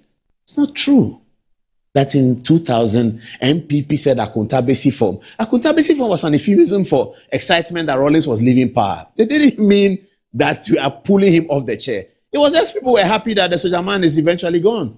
It's just an euphemism for it. It's not a big deal. So you don't come on Joy FM. NDC people, please forgive me, I beg you, your party chairman. It's a history I'm just putting right. I'm not denigrating him. I respect him, but the history, I have to put it right. This is my work. I'm a news reporter. So when I heard him, I quickly went back because I've read Kwame Nkrumah's book. So it occurred to me that, this is Essedu Nketia is saying, I'm not sure. I pulled up the book, I read, I said, yeah, sure, I'm right. I read the book. So this is what Kwame Nkrumah is saying. Now, the same thing is happening now, and I'm guessing, and forgive me to say, that I think Asiedu Nketia is trying to obscure that. Rawlings said there was infighting to succeed him. There was infighting to succeed him. And Ahoy says that is why he came to do the Swedo Declaration, of course. And Rawlings was close to Ahoy in those days. Asiedu Nketia was very far away. Ahoy was in the saddle. I mean, he was dealing with the matter. So this is the same thing happening. John Mahama is talking and doing the things he's doing because there's too much fight to succeed him, including Asiedu Nketia. And I think he wants to draw attention away from that. So he brings and concocts a historical narrative that is false and not borne out by the record. It's not borne out by the history. It's not. I'm sorry, we have to do the work. It's not borne out by the history. It's so false, palpably false, and he's obscuring something which is actually true. That what is happening in 2025, 2026 in NDC actually did happen in 1999, 2000. People were jostling for their succession. The Julius Debra is going to exercise. Asiedu Nketia is doing thank you to, now he has stopped. Then you have they say Kesalato Forsen. Then Musa Dankwa starts the thing. Haruna Idrisu leaves for 6 months. Then Haruna Idrisu is thrown away. Ato Forsen comes. It was these matters that concern John Mahama. These are the matters giving him concern. And that is the reason why some people who support John Mahama within the party are saying that let's have a third term. They held a press conference in Kumasi. I'm not talking about imaginary people. NDC group held a press conference in Kumasi and said that given all what is happening, John Mahama must run for a third term. This is the same thing that was about Rawlings' third term. It's their own party matter. It's internal party matters that then bring third term. It's not an MPP or CPP or another political party agenda. And the history doesn't show that it was that in the year 2000. Now, this is 2026, isn't it? NDC document. Statement by the Council of Elders of the National Democratic Congress. The Council of Elders of National wishes to inform all members of the party and the general public that it held a meeting with H.E. John Dramani Mahama, President of the Republic and leader of the NDC, on Friday, 29th May, following the extensive deliberations on the matters concerning party unity, discipline, blah, blah, blah. The council notes with concern the growing unease among sections of the party and the wider public regarding reports of premature presidential campaigns and related political activity by individuals and groups within the party. The council wishes to remind all members that NDC is currently focused on delivering. We don't have time to read all of it. This is what was happening in 1999-2000. Whether Evans Mensah was born or not is immaterial. This is what is happening. This is the same thing. They are fighting for position. Council of Elders comes to right. Kwame Nkrumah says Rawlings was frustrated. Everybody is trying to collect some of the power. Everybody wants to be happy. Say, look, you people, I'll frustrate all of you. Mills is my chosen successor, full stop. Then everything died. Of course, Guzitano and the rest left. So this is what happened. It's an NDC internal problem. They should look for a solution for it. They shouldn't blame MPP that MPP are doing this and that and that. No, it's okay. We are done on this one. Please, what are people saying? Let me come to you. Nahum. Yes, what are people saying? Thank you very much, Paul. So we have E.B. Ofei, and he says, dare I say, anyone who thinks the NPP is dwindling must be tickling themselves and laughing at their unfunny jokes. I am encouraged by today's demonstration against tyranny, corruption, and abuse of rights. Long live the NPP. We also have from Al-Haji Yusuf Husseini, and he says, Asiedu Nketia is a pale shadow of himself. He should leave Dr. Bawumia and the MPP out of his leadership uncertainty of his NDC party. Dr. Bawumia does not determine who leads the NDC. If he is not afraid to face his own manipulations and schemes to lead the NDC, he should say so. Master Planner Junior Kintampo, Policy Analyst Kintampo North, says, I don't think Ghana is practicing a democracy anymore. What is happening in this country is so disgusting. President Mahama and his NDC members are saying anything they want. But if the MPP members say the same things or similar things, they get arrested. This is a clear selective justice. This NDC will not be in power forever. Just give time some time. Kudos to everyone who showed up at the demonstration, Democracy Under Attack. Again, we have from E.B. Ofei, and he says, Paul, How the country pays heed to this Asiedu Nketia beggars belief. This unfunny man started politics of insults that has come to bedevil Ghana. He is not funny one bit, and God Ghana if he becomes president. Now we have from Yao February, he says the huge number of people and the success of the democracy is under attack demonstration signifies Ghanaians are ready to bring the MPP to power in 2028. So this should inspire the party to unite and work hard to prove to Ghanaians that the NDC reset agenda has been retrogressive and has worsened their lives, and therefore the MPP is the best alternative to implement policies and initiatives that better the life of Ghanaians. And then finally, one says, I don't think Ghana is practicing democracy anymore. What is happening in this country is so disgusting. Over to you, Paul. Thank you very much. Yeah. Miracles Abuaje is in the studio. Good evening, Miracles. How are you? Paul, I'm good. Yourself? How many kilometers did you walk this morning? We met at the junction. Yeah, the junction before Yoko. Yeah, the 10 there. So if you know the kilometers from the mausoleum to the Jubilee House, and that's how much. That's what you did? Yes. And about 4 kilometers maybe. And I am very excited I was part of such an exercise. You know, I have read a lot about how people fought for the democracy we have today. You know, for me, I'm trained by Dambuchi. So I listened a lot from him, and he has been part of, at the forefront of the new democracy we have today. And some of the stories he tells you, and seeing what happened today only encourages me that our forefathers did not go through what they went through in vain. Yeah, absolutely. That they have imbibed in the Ghanaian citizens the natural instinct to react when they feel oppressed. It looks as if when Ghanaians feel suppressed and oppressed, you don't have to tell them to react. Instinctively, the citizens get triggered to realize that in our national anthem and pledge is the need to resist oppressors' rule. And so the numbers I saw, the enthusiasm, the commitment, tells me that our leaders will be proud of us. Those who came before us will be proud of us. That we can lose everything as a people. We can go through every form of struggle as a people. But what we would never take is a country where we lose our voices, lose our liberty, lose our freedom because of the mandate we give to a few to manage our resources and take care of us. I have heard stories about how people fought military regimes in this country. I have read about how people had to go into exile in this country. How students like Honorable Dambuchi and Co, Atta Kennedy, so several of them, had to fight systems to be able to get us to where we are.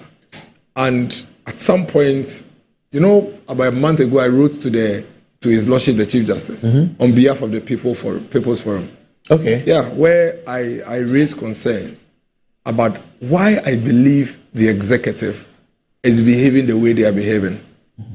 And one of the things I said was, if the executive are too comfortable with the judiciary, they would oppress the people. Because the judiciary is like the gatekeeper between our liberties, our freedom of speech, and tyranny and dictatorship. And immediately the executive feel that they could get the judiciary to do everything or anything they want, they would oppress the people. You see, power is a very strange thing. Once you have it and you fall in that bubble and you don't get to wake up quickly, you will do anything and everything. I mean, later on you may regret. We've seen a lot of dictators regret later on in life. We've seen a lot of military people regret later on in life. But when you are in that bubble, you need something to remind you that there is a limit to everything you do. And the judiciary has a responsibility to do that. And I have felt that in the past months, our judiciary has been in a very romantic relationship with the executive. And that romance, for me, is a worry. That I, for one, am very loud. I talk a lot. I like to speak because I feel speech is not a weapon. It doesn't kill. In other countries, they are pulling guns, they are throwing ammunitions all over the place, and if all I can do is to speak, then I'll speak up. But recently I fear. I fear because I feel that if I don't take care, my mouth will put me into trouble. That I believe we have an executive that wants to hear only what is palatable to their ears, and that they test citizens who challenge the status quo, criticizing them in a way that they don't want. And that even if you criticize them, do it in a way they prefer. I fear. And I fear because if I come into a confrontation with the executive today, my resort will be the judiciary. But I'm worried that if I look at how the proximity between the executive today and the judiciary, maybe they have their ears, I don't. And that worries me. And that is why I believe you saw tens of thousands of people on the streets today beginning to realize that it is not about some class of people in our society. This thing started from 7 January 2025. 7 January? Yes. When this elements of this government started invading people's homes, ransacking people's homes, invading people's businesses and offices, drawing people from their cars on the streets, and there were applause. They got carried away. They could come on air and, proudly talk about how they've gone to somebody's house and pulled their CCTV cameras and even release videos of how they've invaded people's homes and people's privacies. It was like a fashion on the street in this country, early 2025. At that time when some of us raised the concerns, I believe some people who came to the street today felt that, this is a political class having their own little game. But I always said that politicians, the way we are, if we start something and you encourage us and you don't put brakes in our way, we'll abuse it. And today, it has moved from the political class. It has moved from the MPP being attacked by the NDC to ordinary citizens. And that is why you see a woman who is on an open source platform like TikTok doing her own thing, being dragged from Bompata, Yeji to Accra to be tried for insult. But they think they are members of the MPP. The point is that the assumption we have in this country is anybody that speaks against MPP is NDC. And anybody that speaks against NDC is MPP. You understand? I'm very integral in the comms architecture of our party. And I can tell you, most of the people that have been dragged to the court, some of them jailed for a year and co, are not people that we would say we can relate to. Of course, like we know immediately. They are not your communicators. No, but of course, immediately they say something against somebody in the executive and you pick them up. Then obviously you are picking up an anti-voice. And we are the opposition leaders in the country as a party. So obviously there are people that we need to, help and protect, because anybody speaking against the government, one way or the other, is pushing the ideals and views of the opposition group. But they don't necessarily fall within the bracket of the MPP. So that's the first error that they make. And there are people who are being jailed for a year. People are being given 3 weeks remand, 2 weeks remand for insult, like insult. And Paul, I keep saying that politicians and footballers are the people who should never be sensitive to insults. Listen, there are footballers like Stephen Appiah and co. We still call them Stephen Appiah. Stephen Appiah and co, they are uncles and fathers. But because they are footballers, you still call them Stephen Appiah, Lai Kingston. Politicians, Nana Akufo-Addo, John Mahama, Kofo. You can't be sensitive to these things. Because you are, I never thought about that. Because you are in that space. You can't be. So we don't say President Kufo. No, but you see, in conversations, you'd easily get Kufo. When you were making your presentation, on 3 or 4, you just say Kufo, Akufo-Addo, John Mahama. Like, you can't be sensitive. You can be called uncle at home, you can be called daddy Mahama at home, daddy Kufo at home. But to us, we don't care. We don't care. We are that politician, you are that football. You are property. But immediately politicians become sensitive to things like insults. Then there's a problem. And today it's rampant. And you know why it's become rampant? Because when these elements in this government started invading people's homes, destroying people's properties in their homes and all of that, they got a certain energy. A party that goes out to promise the people that vote for me when I come, I will jail people in opposition. It's a dangerous party. Because you see, we have rules and laws in a country. You can do whatever you want to do. But if the promise is not to say I will use the law, but I will jail people, that's dangerous. Yeah. And that seems to have festered into the minds of the executive and has been leading them on for almost 2 years. And guess what happened? They began to major in the minors and minoring in the major things, forgetting that ultimately time will catch up with you. And the people will be asking you for the core things that, mean the most to them. And that's why you're seeing people on the streets. The teachers who came on the street today, they are tired of everyday reporting of how you've harassed people. They are tired of every day they hear in the news, all the things they hear you've achieved in the news, how many people you've harassed. That is good. Keep on doing it because the laws are there. They don't go away. These are permanent features of our democracy. So keep doing it. But once you are doing it, can you show us your scorecard for employment? Can you show us your scorecard for businesses? Can you show us your scorecard for health, education? They have a good scorecard for the stabilization of the cities. So and the general economic stability. Fantastic. Early days, I was one of the few people that came here and give credit to them for how the dollar was doing, how the inflation. I've always said it, but there's a problem. The problem is that macroeconomic indicators, sexy macroeconomic indicators in itself are not the end. But they are just the means. But they are the beginning. No, it's just a means. So we've talked enough about the means. We've spoken about it for close to a year and a half. As being the only standout. People are beginning to say that, okay, can we not see the results? When are we seeing it? Because think about it, Paul. If you're a citizen of a country, one leader was posting 23% inflation, 14 cedis to the dollar, and was giving you fuel price at 14.99. Let me repeat, 23% inflation, 14 cedis to dollar. Was selling inflation to you, was selling fuel to you as 14.99. Another government tells you, vote against them, let them go. I will fix it. I will make your life better. I'll give you better conditions of living. Then he comes to office. Fantastic. First 12 months, inflation dropped from 12 to 5. Right? Then dollar moves from... Inflation from 23 to 5. 23 to 5. 23 to 5. Dollar from 14 to... 10. 10. At some point, they said it was even coming to 8. Okay? But let's use prevailing condition. Inflation is below 5% now. Dollar is around 12.5. And yet, I am buying my fuel at 15 cedis, higher than when it was 23% inflation and 14 cedis. Which one would you go for? Would you prefer a sexy macroeconomic indicator that gives you a higher fuel, or macroeconomic indicators that gives you lower fuel? Remember, in a developing economy like ours, fuel is a big determinant in everything. Industries, transport cost. Once transport cost goes up, it affects everything. As we speak, when inflation was 23% and dollar and fuel was 14.99 in this country, people traveling from Circle to Kumasi were paying 90 cedis for their bus.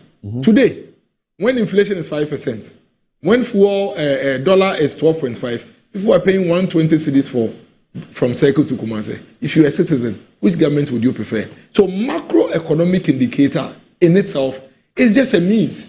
If it doesn't reflect in the microeconomy, it's a waste of everybody's time. And that is why the cocoa farmer today will come on the streets. That what is going on? When you told us the economy was bad, the government was paying us for our cocoa beans. Today, we have been owed for close to 16 months for the first time in the history of this country.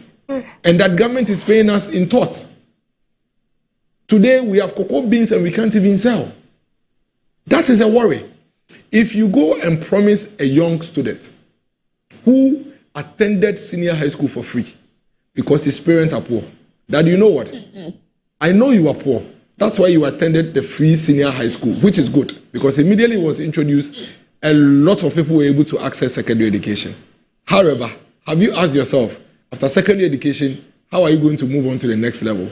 I think that if you are poor for secondary education and you needed help, then you will need help for university education. So, vote against the guy that gave you free secondary education and vote for me, because I am going to open access to tertiary education for you by ensuring that when you finish secondary education, you pay nothing you pick your bag and go to the university because I will pay to the universities as grants your fees. And that I will make sure you don't go through stress in accessing university education. For your first year. The guy looks at the student looks at the man that gave them free and say, oh, you know, you have been very kind to me. Look at you. But for you, I couldn't access secondary education. But Charlie, you have no other plans for me for secondary education. This guy, yes, he didn't give me secondary education free, but he says he will make university free. So they all went to queue and voted for you because you promised them stress-free level 100 fees. No single Ghanaian student since this government came to office, 2 batches, has received stress-free level 100 fees. They will come on the streets. Why? Because they feel betrayed. I heard you on this matter when you were speaking on Joy, and just it's a clarification. So, but it's interesting what you say. So you say the promise was not. Was that not a sort of I'll pay you back in the promise? No, the promise was clear, and the video is there. In fact, if you ask Apreku them, they can pick it from UPSA. He says that. Is it not? I'll give you the money back. You can play the video. What did he say? He says that he doesn't understand why these students who are poor go through free senior high school. Then when they finish, they need to find money before they can access tertiary education. The object was that if you don't take care, because they don't have the money, when they get the admission, they can't go to school. So I am removing that barrier. When you get admission to tertiary, just enter. We'll pay your fees. In fact, the word you use is we'll pay to the universities as grants. So that you just take your bag and go to school without stress. Now, this is what is transparent. When you now finish secondary education and you get university admission, government is not there for you. You don't have money. You can't go to the school. If you don't get the money, you can't go to school. What it means is that that promise that when you get admission and you don't have money, you can go to school has not been fulfilled. What rather happens is that when you get the admission, you must go and hustle, stress, look for a possible loan, and then go and pay your university fees. Then if you are lucky and you get the money and you enter university, then you can apply and be reimbursed. Now the problem here is that the people for which this stress-free loan was introduced, the poor people, they are the ones who don't get the money to go. So they remain home. That is why, if you check, in the last 2 academic years, even though there is level 100 no stress-free fees, you still have a lot of people on Facebook saying, if I don't get money, I can't go to tech. And you see people raising funds for them. So these were your target group. They remain at home. There are still students who are home that couldn't access tertiary university. If it's a government situation, can't you walk into a bank, a private bank, and collect the money because government is going to pay? Can you show us one bank in Ghana that has a product that says that you can use the government's promise that if you get university, they will give you and give you a loan? Just mention one. Maybe they haven't thought about it, but no, yeah, but just mention one. There's none. I don't exactly. know So if I come from, so there was this guy that Nana Dankwa Akufo-Addo gave scholarship. But is it not a step forward? Hold on. Gave scholarship to go to the UK to go and study. We found him. He had admission to University of Ghana to study economics. He had finished free SHS. Amweni. But he was home. You know why? Because he had admission, but he didn't have money. He was farming, hoping to raise money, and then in the future he will go to school. So for somebody like Amweni, who went to queue for you and voted for you because of no stress-free fees at level 100, he still remains at home. Where is that promise?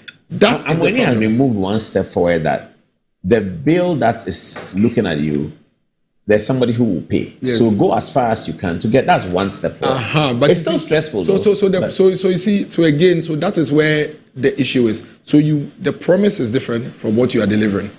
Well, you see, people's expectations in marketing, expectation and satisfaction are friends. People's satisfaction level is based on what they are expecting. In fact, the promise you give them is what triggers their expectation.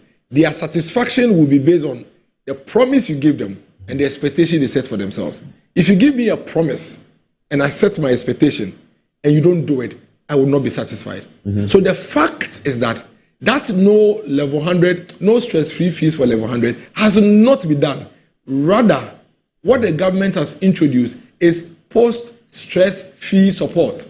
That after you have been able to go through stress and you are lucky enough to go to the university, then government will support you. Such students joined the demonstration today.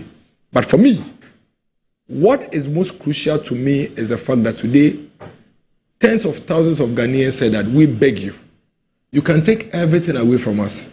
You can do whatever you want to do to us, but don't take our voices away. And I'm very disappointed that there are a lot of NDC people, our friends, who are not talking. Talking about? But these are people that we sat in studios with and we took, swipes at each other when they were in opposition. I don't think you yourself will admit that there has been any political party as critical as of a government like the NDC between 2021 and 2024. Yeah, that was Trust me, they were brutal. Yeah. The NDC 2021-2024, they were brutal. They said some people were arrested. This party was on air, actually calling out chief justices, calling them names.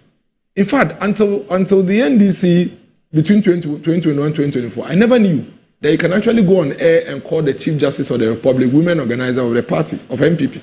But they did. In fact, the NDC is the one that made me realize that, hey, you can actually go on TV and promise your party people who are lawyers, and when you come, you take them to the bench. Mm-hmm. In fact, the NDC are the ones who made me realize that, hey, you can even tell the judges that they are partisan and that the bench is imbalanced and that you balance the bench. The NDC made me realize that you can actually tell a chief justice that I can't work with you. Then when I come, I'll fix it. And then indeed, you come and you do it. I never knew. They threatened army generals live on TV. They threatened police commissioners, police chiefs live on TV. Come on. Which politician in Ghana has been vilified than Nana Addo Dankwa Akufo-Addo? They made AI and edited videos of Akufo-Addo in some very unwholesome positions. They called him Sewa Broni's baby, whatever. They called him names. Akufo-Addo was called a thief, a criminal, a mafia.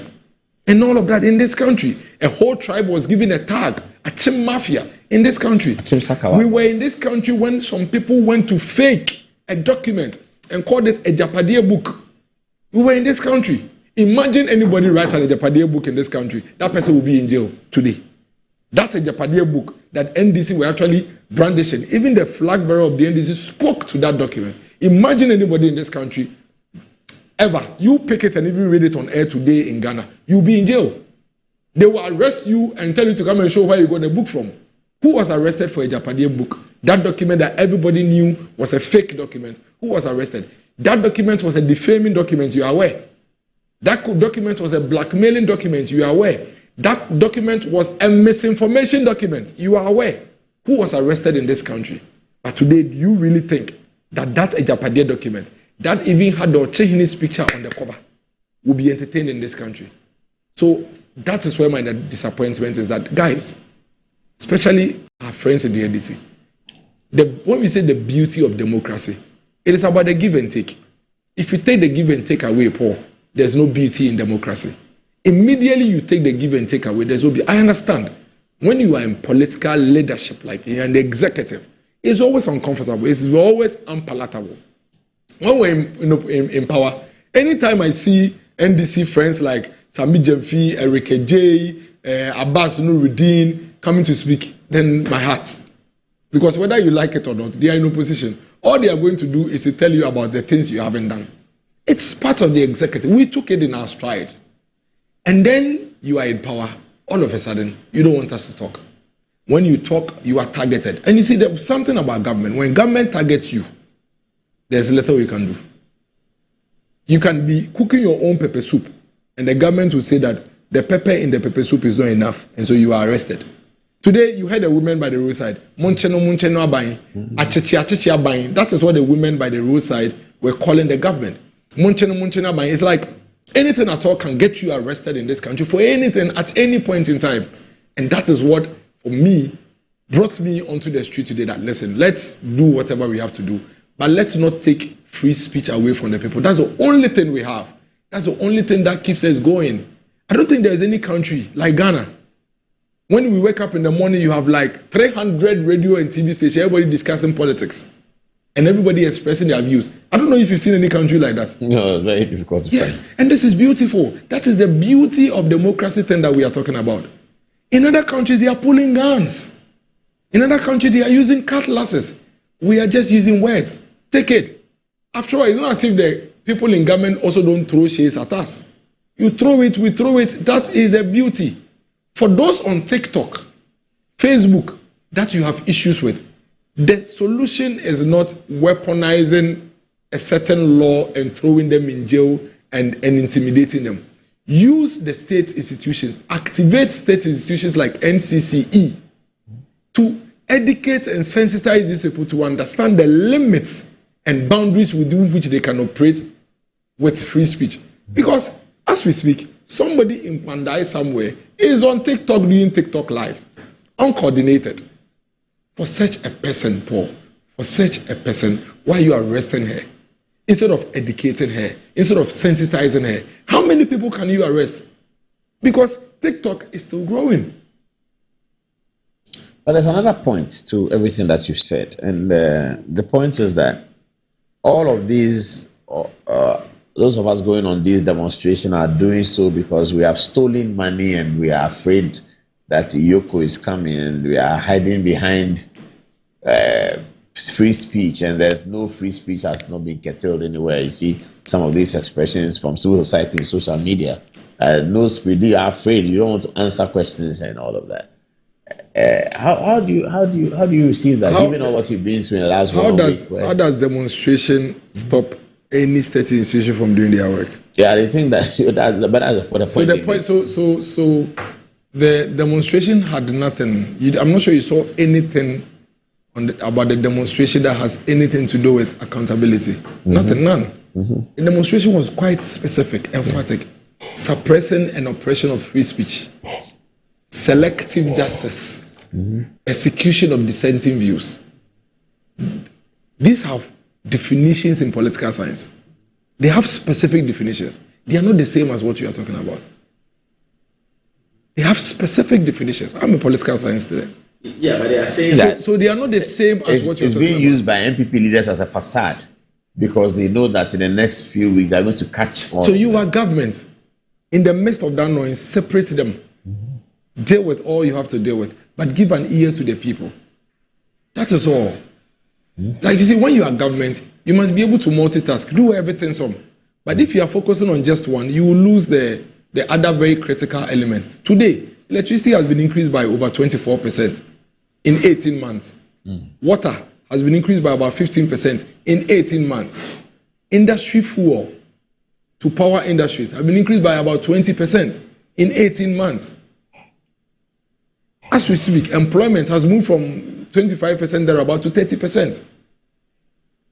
All the promises you made to the people, you haven't been able to fulfill any. And you are inching towards half of your tenure. So you can't focus on just one aspect and ignore the other aspect, which even impacts on the lives of the people the more. So pursue accountability all you want. It's very important. It's good. Pursue it. But why are you sacrificing every other thing for that? Because that in itself is not an outcome. It's not an end. It's a means. So you can't sacrifice the cost of living of the people for that gives you pleasure alone. Do all. That's what we are saying. Have a cocktail of everything. Let everybody feel it. Because you made the promises to the people. When you made the promises to the people, you didn't stick to just one promise. You made several promises. Today, as we speak, Paul, can you tell me one major life-changing policy this government has introduced to this country? They have something going on in Mahama Cares. What's Mahama Cares? They're buying equipment and upgrading many of these hospitals. But hospitals, equipment, upgrading, is there any government that hasn't done that? No, every government does. Exactly. You see, life-changing monumental things that make you distinct, unique, things that leave legacy for you. Where are they? You said you promised these people that, okay, we import so much in poultry. Vote for us. When we come, we introduce a Google Kenkete. And what Google Kenkete is going to do is that we're going to decentralize poultry so that we can produce more in Ghana to complement or supplement the imports and increase local production. You've sunk over 300 million Ghana cedis, and we can't find them Kenkete. You've sunk 300 million of Ghanaian money. We can't find them Kenkete. When somebody raises this, don't get angry at the person and say that because you said that I'm going to target you. Like I said, let me repeat. If government targets you, even your pepper soup can become a crime. So it's easy for government to do whatever they want to do and go after anybody. But how many people can you go after? Because eventually it will catch up with you. Mm-hmm. When the people begin to get tired, like you're beginning to see, compared to today's demonstration, to the last 2 demonstrations that have gone on since this government came, you see the difference. Even the police, today, even the police that were even helping protect the demonstrators, you could see the demeanor have changed. The demeanor has changed. The police themselves. They were very friendly than it was in the past. Yeah. Why do you think it's happening that way? They are all beginning to get tired. It's tiring. When all you have from a government is when they are excited, they are persecuting, going after the opponents. The president is aware that his own party people are involved in Galamsey. Mention one of his own party people that they've picked up for any Galamsey related thing. But they are gleefully, happily going after opponents. I'm not saying the opponents who are doing Galamsey should be left scot-free. But the citizens are watching and they see the selective justice. They can identify it. They can see how you've left all your party people to destroy our water bodies all over the place. The Upper Dencha East chairman of the NDC was seen on video almost strangling a military man at a Galamsey site, asking them to leave. He's walking free. So the people can read meaning. So it gets tiring. So they begin to get tired. And that's why now you hear the women in the markets calling the government, achicha government. Because they are beginning to realize that you are using that to deflect from the real issues. You are using that to cover up the substantive matters. That is a worry. For now, it works. Momentarily, it feels good. But it will get to a point where people will get tired and will begin to ask you the real questions. We beg government, Paul. Mm-hmm. Let us speak. Allow the people to talk. Excesses should be dealt with in 2 ways. Threats are criminal. Deal with it. But insults, let's use sensitization to be able to get people to move towards the center. Especially those who are non-political. Exactly. You see, right now, almost everybody is even becoming like a political and like reporters because of the infiltration of social media. Mm-hmm. All you need is to have a how do you call that thing? The standing thing, the pod. Tripod. And put your phone on, and you have a network. And you have a show. Mm-hmm. You see what I mean? They don't need any license from you. They don't need any certification. They cannot be regulated by you. But what you need to do is not to go about arresting them and giving them. Look at what is happening with bail conditions. A lawyer was telling me yesterday that he has a client that has been in detention for 9 months, and guess what? He is on bail. But his condition says that he should bring 4 civil servants who earn not less than 30,000 cedis a month. How many civil servants in Ghana earn up to 30,000 a month? And the guy needs 4. Because of that, he's been in detention for 9 months. Why do you treat your citizens like that? 9 months? Yes.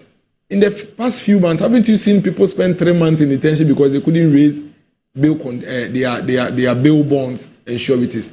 Why? Like, are you able to sleep? How are you able to breathe? Knowing that, indeed, somebody qualifies for bail. But the only reason why you have kept him in detention is because you have deliberately given him an onerous condition that he cannot. Like, why? Paul, Nana Akufo-Addo was in power barely 18 months ago. He's gone. Oh. He's gone. And guess what? He came just about 2017, just yesterday. He's gone. He's done 8 years. All of us will leave. So why are you doing that? And when you continuously do these things, what you are doing is that you are entrenching it. And you are imbibing it into our society. And eventually it becomes a convention. You know, precedences are law. Mm-hmm. Then by the time you realize, it's become a cycle. And we all suffer. Why? Why? That's what Afenyo Makin says. I do you, I do me must stop. We need to. It's important. It's extremely important. It's extremely important because it's going to consume all of us one of these days. If you are NDC, you should be worried about what is going on. Not just because MPPU, but you don't know when even your own political party. You know, sometimes you can be. Yeah, they can use it against. Even in opposition, as we are, there are people in opposition, and there are people in opposition in power. NDC, there are people who are in NDC and they are not part of, So somebody may even come as a leader of your party, NDC, and they will use it against you because you may find yourself on the other side of, within the party. So we need to speak up against it. And trust me, there are people in NDC who are not happy with this. They tell us. I've heard that. Yeah, they tell us. There are people in NDC who don't like what is going on at all. The only thing is that they are also not speaking up, which I don't blame them. And that is why those who want to at least appeal to the government are doing it. Today's demonstration was an appeal to the government that we beg you, stop suppressing views and oppressing the freedom of speech of the people, Paul. Mm-hmm. Wow. I'm reading all the text messages here. Neil, give us some messages. Thank you very much, Paul. So we start with Soyalana Bia, and she says, Miracles, the man of the moment. We also have Kabir Musa, who says, the man himself is in the studios, miraculous. Also from Babs Berry, I will not talk because I don't want to be arrested. Allah bless you, Paul. We have again from Nana Owusu, miracles, you are a gem. In fact, you are virtually 1 man 1,000 and a firebrand communicator. Keep on with the good work. Stay focused. Greetings from the UK. We have E.B. Ofe also, who says, I watched Miracle's interview with Evans Mensah last night, and wow, he was on fire. I was pleased to see him expose Evans for who he is. Aside this, I want to encourage him to stand firm in the face of all the adversities and political persecutions. He should not despair. In him, the NPP has a super communicator. Kudus. We also have Alhaji Munir Abubakar, who says, Miracles is my mentor. Please greet him for me. Again, we have from General Eli Coleman, and he says, the NPP's democracy under attack was a timely warning rather than a mere political message or mere partisan politics. Concerns over the arrests of some social media activists, the imposition of high bail conditions in certain cases, and decisions in high-profile persecutions have fueled debates about the rule of law, equal justice, and the independence of Ghana's democratic institutions. A strong democracy demands that the law be applied fairly and consistently to everyone, regardless of political affiliation. Again, we have from Maxwell Brimpong, and he says, Miracle, please come for a local chicken. You're a wise guy. So you're so wise, so intellectual guy. And finally, from Nana Owusu, he says, Maxwell Brimpong, is that one of the Nkoko and Kitenkete or your own domesticated chicken? Over to you, Paul. That's very interesting. Okay, another one says that Shipsman says he's writing to us from Atunsu in Kumasi. He says, I commend the MPP organizer, the incoming first vice chairman, Anabi, and the minority MPs for organizing such a huge crowd and a mammoth demonstration. Then another one. Okay. Master Planner Jr. is writing to us from Kintampo, and he says, Dennis Miracles makes communication very simple and enviable. It is always refreshing listening to him. As for President Mahama and his NDC, the least we talk about them, the better. Ghanaians are watching closely. Just give time, he says, sometime. Miracles, what will be your last word here? Well, I basically would, first of all, say a very big thank you to our party people and the tens of thousands of non-partisan Ghanaians who joined this demonstration. They're on the right course. They've done good for Ghana, and we should keep it up. We should keep it up. And also encourage my party people, the MPP, that we have a responsibility to be a proper opposition party today in this country. And so we cannot go to sleep, no matter what. You see, as an opposition party, we have our tools to use. But remember, the government in power also have their tools to use. And so when they deploy their tools against us, let not that discourage us.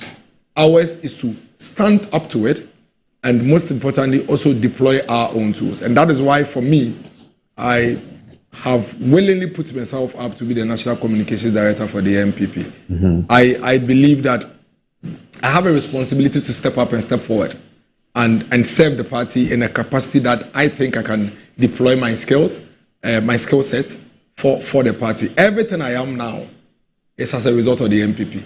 Years of development by the party, years of mentorship I have received from very senior people, and I keep saying, Honorable Damboche, you can't get it wrong with him.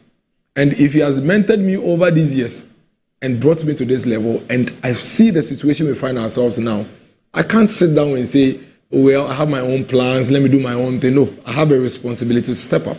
And that is why I am putting myself up as the one of the aspirants for the National Communications Director role. I think that my job is simple. Get a message to the Ghanaian voter. That's my responsibility. That's my job. And I think I have the skill set to do it. We are going to command the narratives. And as a opposition party, our job is to define the conversations on a daily basis. And we are going to do that on 3 pillars: facts, fire, strategy. We're going to ensure that we push the conversations purely based on facts. I am a believer in facts, that when you drive the facts with strategy and with passion, it will stick and sink into the minds of the Ghanaian voter. And that's what we are going to use to be able to drive the conversation. And that is not going to stop. I believe that with this mandate, the years of experience, years of exposure, I'd be able to lead one of the most sophisticated communications architecture we've seen in this country, without doubt. Paul, I have seen MPP lose elections. I've seen MPP win elections. It puts me in a very, very poor position to know what to do to get us victory in 2020. At least I will do my part by driving a communications architecture to back Dr. Mahamudu Bawumia's campaign. I'm going to do that with the millions of Ghanaians who have committed to the MPP and get things going. I'll build this from the bottom. You know, currently we have close to 50,000 communications officers across the country. It's my responsibility to mobilize this human resource to drive Dr. Mahamudu Bawumia's message to every corner in this country. And I tell my party people, trust me, I have learned over the period. I have taken my time to understand the system over the period, and I'll help all of us deliver 2028. I believe that. That was very solid. Okay. That's Dennis Miracles. The voting is on 3rd October. Yeah, in Kumasi at the National Congress. Yes. Okay. Yes. All right. So if you want to go, you can start booking your flight to the Ashanti region. It's still Good Evening Ghana. It's 6 minutes on top of the hour. It's 11 o'clock. Let's take a short commercial break. When we come back, we will talk about the Supreme Court. The NDC is governing. Will be ended.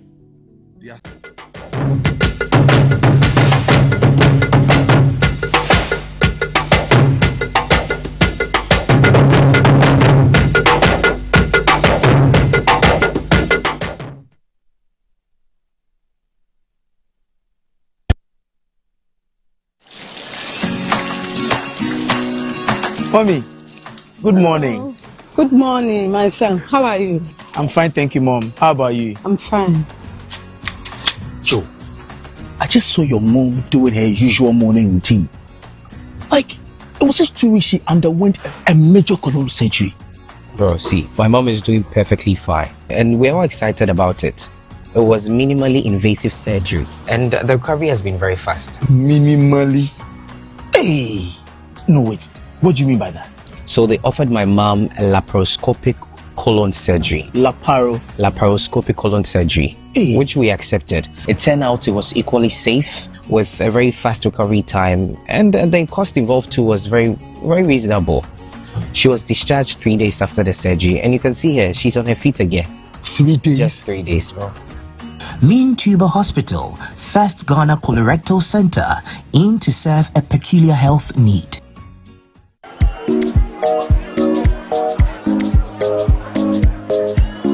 Madam, I'm looking for Abena. Abena, there's someone looking for you.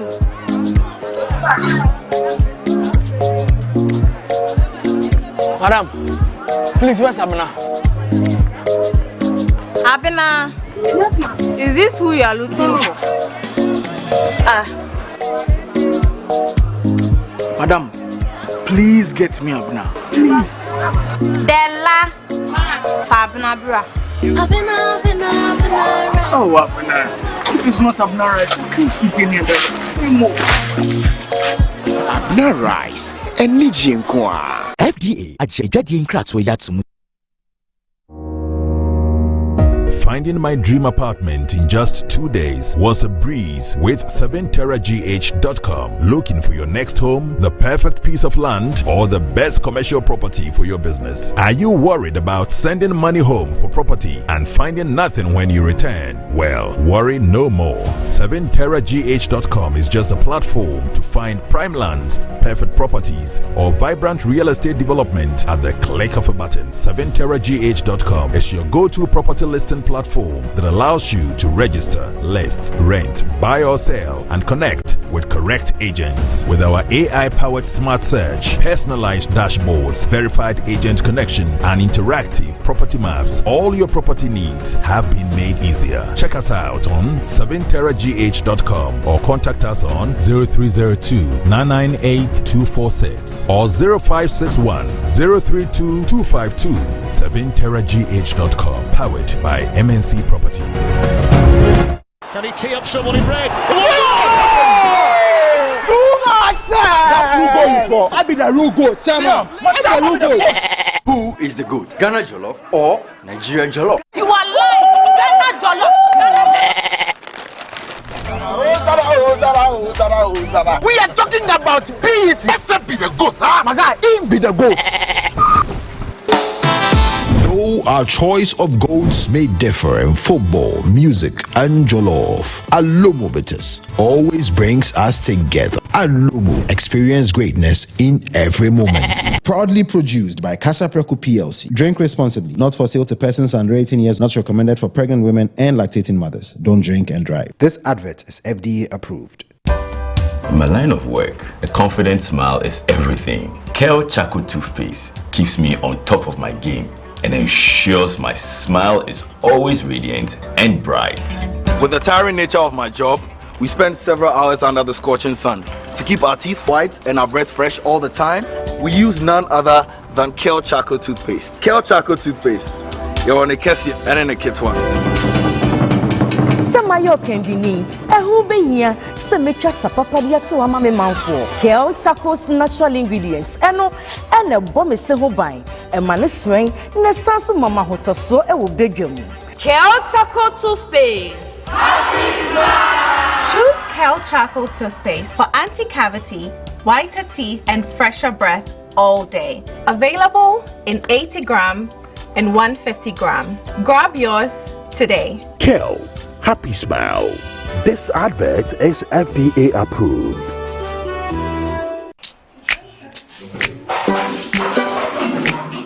Today's class is going to be an exciting one. Now, who can share an unforgettable moment in their life? Okay, Asempa. I'd like to talk about my first time.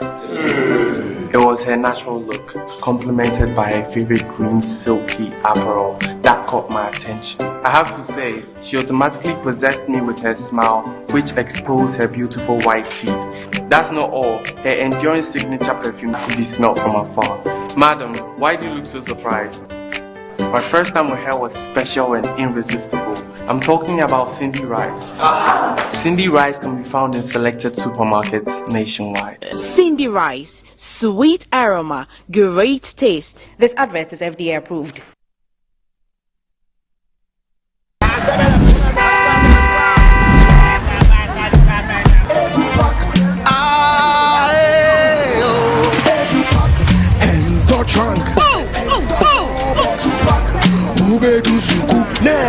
This is the old way. Let me show you a new and a better way. EduPack. EduPack? Yes, EduPack. A GS-approved and supported initiative for all first-year students going to SHS by Prospectus Ghana Limited. Now you don't need to go to the market. All your trunks, mattresses, pillows, including plastic chalkboards, are all waiting for your child at the school. Note: all our wooden chalkboards are being changed to plastic ones to avoid bedbugs. You can also register by dialing *713*821# following the prompts, or you can visit www.edupackgh.com and tap register. You can also register at any ADB branch near you at a very affordable price. EduPack, approved and supported by GES. Can he tee up someone in red? That's football. I be the real goat. Chairman, what's the real goat? Who is the goat? Ghana Jollof or Nigerian Jollof? You are lying. Ghana Jollof. We are talking about beat. Except be the goat, huh? My guy, him be the goat. Though our choice of goats may differ in football, music, and jollof, Alomo Bitters always brings us together. Alomo, experience greatness in every moment. Proudly produced by Casa Preco PLC. Drink responsibly. Not for sale to persons under 18 years. Not recommended for pregnant women and lactating mothers. Don't drink and drive. This advert is FDA approved.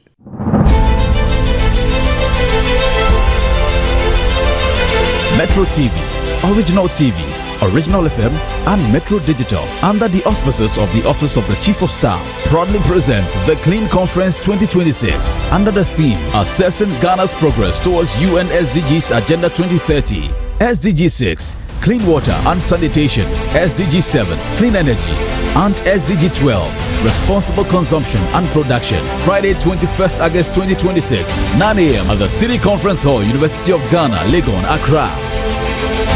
With just 4 years to achieve the UN SDGs 2030, how far has Ghana come? The answers begin with one national conversation, the Metro and Original Sanitation Conference, with the Chief of Staff, Honorable Julius Debra. The Clean Conference, bringing together government, development partners, traditional authorities, industry players, academia, civil society, young people, and all Ghanaians. Change is not only in conference rooms, so there will be a cleanup exercise on Saturday, 22nd August 2026, also led by the Chief of Staff. Join thousands of volunteers for this massive cleanup exercise across the major streets of Accra. Metro Clean Conference, Wahuni Diema on Mine Tumpo.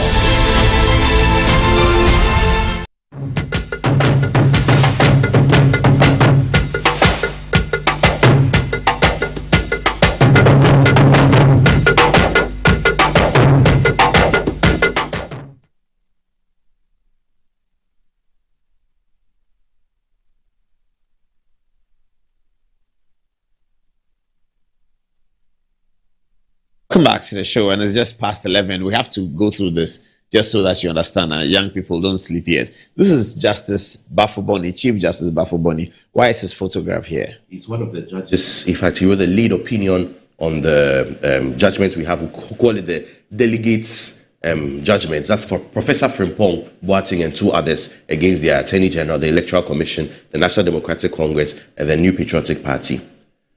And the decision of the court was what? The decision of the court was that the delegate system is unconstitutional, in that the idea of electing or the idea of nominating a group of people to choose the flag bearer of a political party offends Article 55 of the Constitution, as well as the letter and spirit of the Constitution, which was in tandem, which was more or less in favor of what you said. And so if you were a judge on the Supreme Court's bench, you would have sided with Justice Paul Bafuboni. And so this was how the decision went at the end of the day. You had Justice Paul Bafuboni, Justice Poamang, Justice Gabriel Poamang. So that's 1 and 2.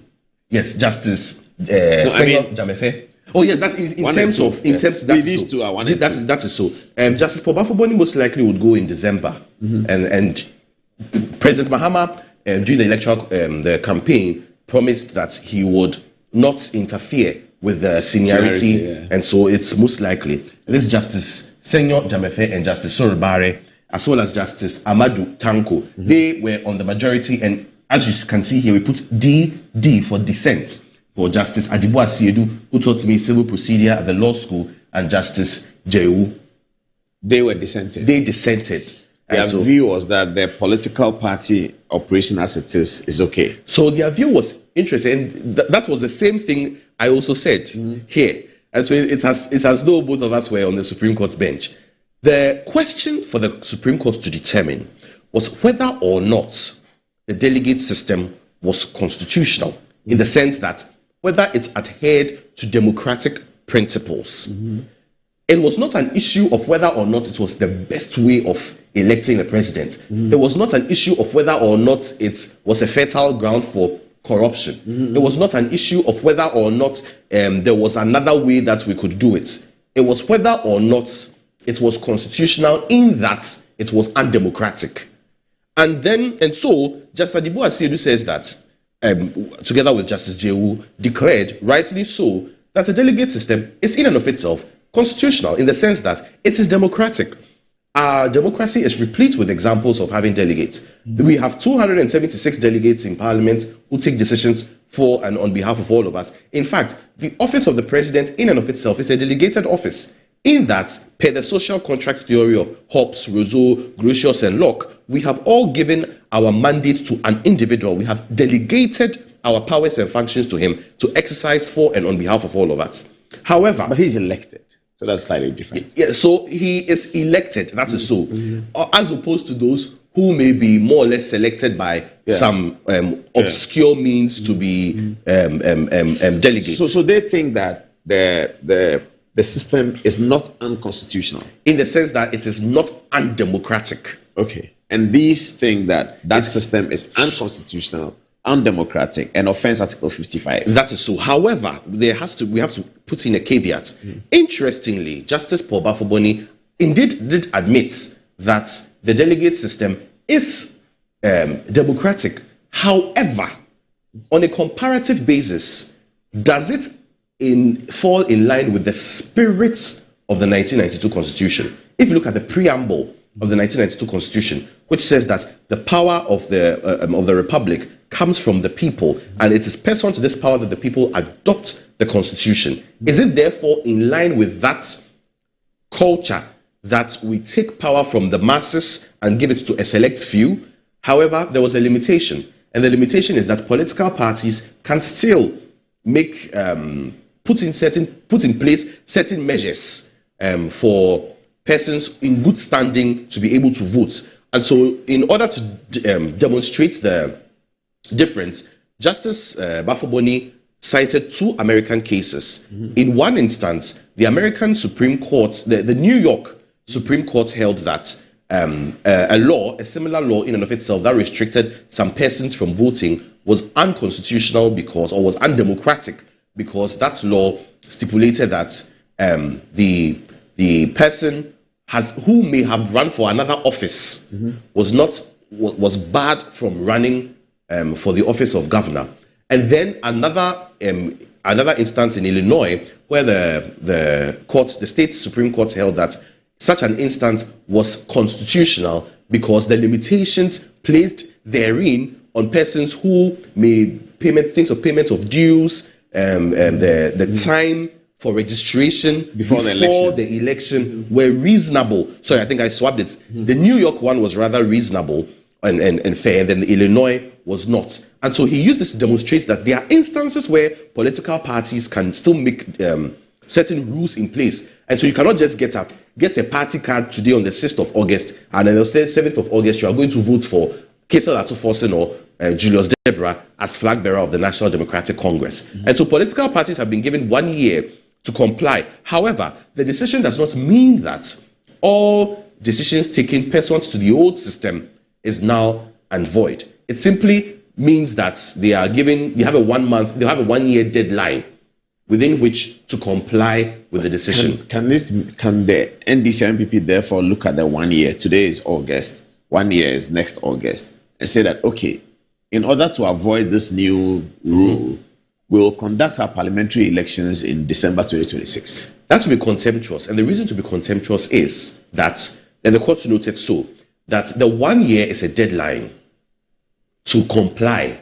It doesn't mean that within that 1 year, you are at liberty to do whatever you want to offend the ruling of the court. The court admits, in fact, once the judgment is given, it takes effect immediately, save so expressly stated.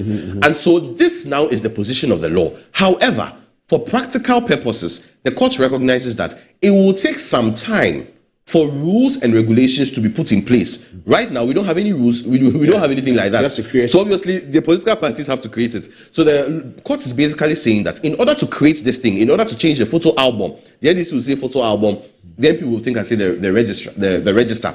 In order for the Electoral Commission to verify, because all these things will take verification, and all these things take time. They are given 1 year to comply with the orders of the court. with using these specific procedures. And so 1 year is the deadline. It doesn't mean that 1 year is when it's now going to start. Okay, I get that's very important clarification. It's not that 1 year is now going to start, just 1 year is the deadline. And so make sure you finish all these your processes before 1 year. Okay. From the all right. That's interesting. Give us the judgment. We have some quotes by the courts though, but looking at the time we may. But that's good. That's very interesting. Then what are people saying? Let's hear the last round of text messages. Thank you, Paul. So we have Zach Teo, and he says, as it is, delegates are also elected. In the NPP, the polling station executives who forms the base of any delegate system within the party is elected. Constituency executives, which is the next level, is also elected, and they have been elected to take such decisions as electing a parliamentary candidate, a presidential candidate. I think the ruling doesn't really make sense, and that is his opinion. Additionally, from Christian Opoku Pepra, he says, Paul, delegates are also elected. Now, from Samuel Kweku Alote Papo, he says, the political parties must make their own rules. Only party card holders for more than 10 years must be allowed to select a candidate. And now we move away from the ruling onto the skits that was shown earlier. And from Ab Nanaya Lucas, he says, Monchino, the order of the day in Ghana, perfectly done by Asafo Powers. We also have from Dennis Otre, he says, every day they arrest government. And someone commends the director, Lionel Nate Awidi. He says, hit director. Finally, we have one comment from Samuel Apinting. He says, enough is enough. Instead of the NDC focusing on implementing the 24-hour economy or 133 jobs, they are rather arresting the people who voted them into power. We as Ghanaians must stand up and speak. Ghana's democracy is at stake, and I am happy that this demonstration will send a warning to the NDC and will put them on their toes to deliver.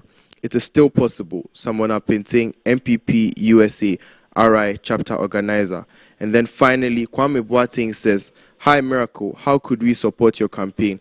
To reply that, we noted that the elections will be happening on October 3rd in Kumasi. So with that, we conclude this session. Over to you, Paul. Thank you very much, and thank you for joining us this week, and thank you for joining us tonight. This is Good Evening Ghana. As always, we'll be back at the beginning of the week next week, Tuesday. Thanks for watching, and good night.